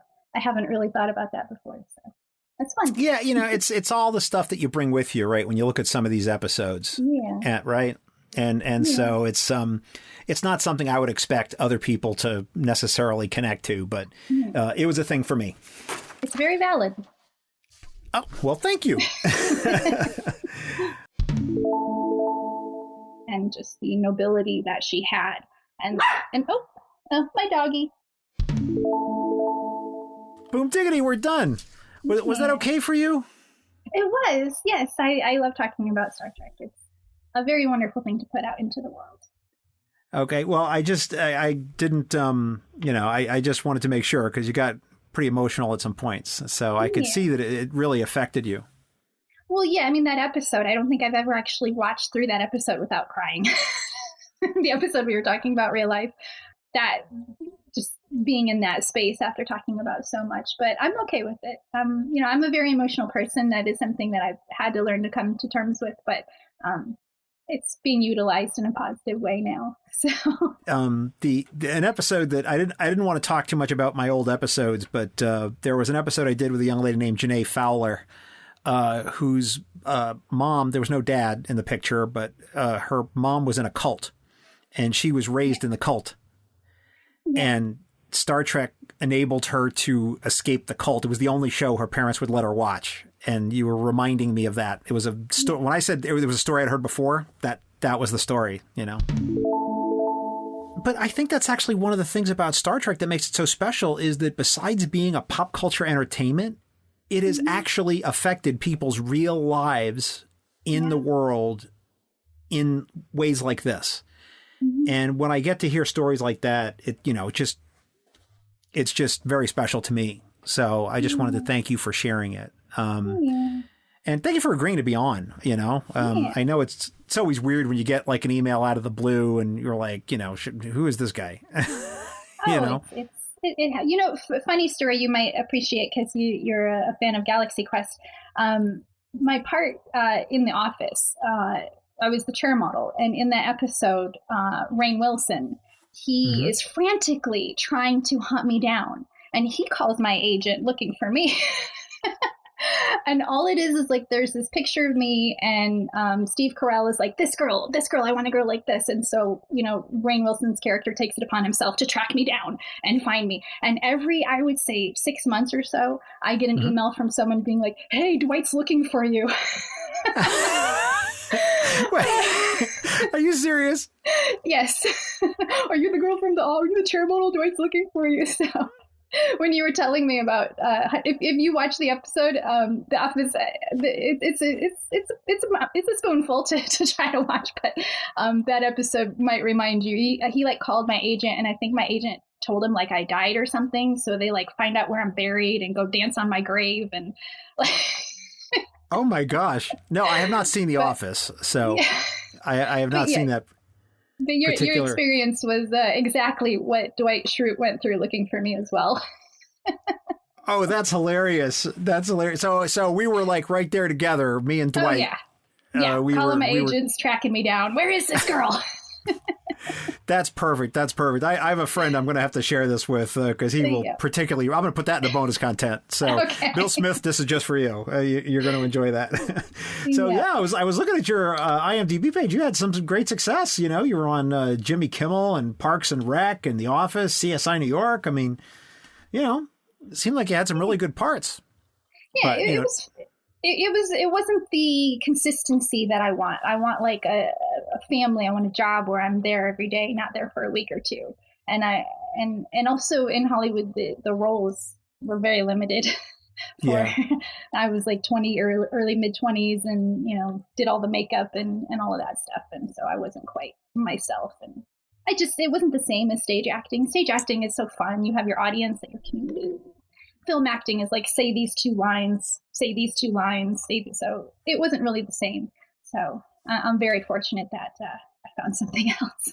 There's that beautiful sense of connection you get too when you're on stage, right? That sort of magnetic thing that happens between you and a live audience that you just don't get when you're in front of the camera. I mean, I give presentations, and there's just a different thing when you're in a room full of people, and even just the corporate boring stuff that I do.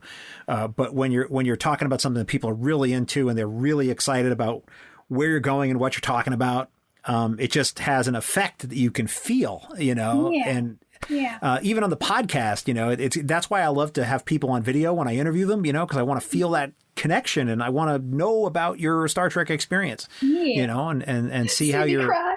I'm so sorry. I feel bad. I feel bad. No, that was a good cry. That was an appreciative cry. Crying is not a bad thing. It's not the first time we've had tears on the show. I can tell you that. It's an important show to a lot of people. It really is. And, I've had people on and, sometimes like, especially, you never know how it's going to go in the emails, right? You saw my emails. It's like, I'm very corporate, and it's like, here's the rundown and here's what we'll do. And, here's the start time and what's that? No explanation. Name only, no explanation needed. Yes. To answer these questions, do not explain, right? Yeah, I know. I'm a little too curt with some of that stuff. No, I'm very Vulcan. I get it. I'm very Vulcan in the paperwork. But and so it comes across a certain way, and then people get on the show and you never know what's going to happen. I mean, you really don't. You really don't. Especially when I started doing this, it was with people that I personally knew. Right. And this is almost 4 years ago now. And so it was people that I knew from the fandom that I would see at the conventions and things like that, because I was just getting started. And now it's sometimes it's still people I know and people ask to be on. And then sometimes there's people like yourself where I'm like, I think this person would be interesting to talk to and I want to get them on the show. So I'm glad you came on. I feel like it gave a nice it's sort of a nice resume of your life in Star Trek, and just being an extra on a couple episodes, or movies in this case.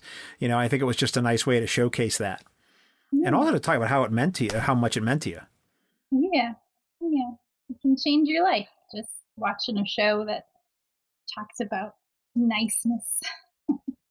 That's right. That's right. So, are you enjoying Strange New Worlds? Have you seen that yet? I have been watching it off the record. I really liked the part with Uhura singing to the alien and I thought that was brilliant. I was like, oh, finally, here it is. Okay, this is Star Trek. They need a funny character though. They need a, but it's good. It's on the right track, I think.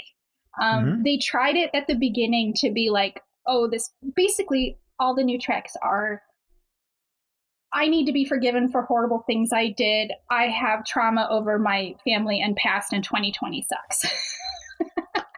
Like most of the treks are very like trauma based, like past trauma of the characters that they're trying to work through, and we start there. And Strange New Worlds did that too with the first. I mean, you know, your number one is in prison and maybe going to die. I don't care. I want to not be involved in it. Like, you know. Well, Pike's also dealing with some trauma that he knows, like, I know. Yeah. What's going to happen to him. Yeah. The children, and that's, and we at least got to see that because of, you know, the menagerie and everything. But I like I said, I like it to be scenario based. I like it to be like, what is this thing and how do we figure it out? And dealing with your trauma and your past is what you have to deal with while you're trying to figure it out. Where I feel like a lot of it is like, we're dealing with our trauma and past, and that's the show. And then there's also this little scenario that we're trying to figure out. Strange New Worlds, I have hope for it. I have hope. That's great. That's great. Well, I just wanted to ask you about that. Yeah. I will continue watching for sure. So just send me that stuff, and I will let you know. If I don't know how maybe 3 days before this goes live. But it'll be a while, I imagine. I've released an episode for May, so the earliest this would come out would be a month from now anyway. And it might even be longer than that. I just honestly don't know, because I never know how it's going to go till I put it in the editing rack and actually take a look at it. Yeah, so I understand. And then I got to compare. Well, you know, right? Yeah. You know. If I was on the floor of Star Trek, I think I'll be okay. the editing floor of Star Trek. You absolutely will be. Well, thank you so much, April. It was a pleasure meeting you, and have a great day, and live long and prosper, my friend. Live long and prosper.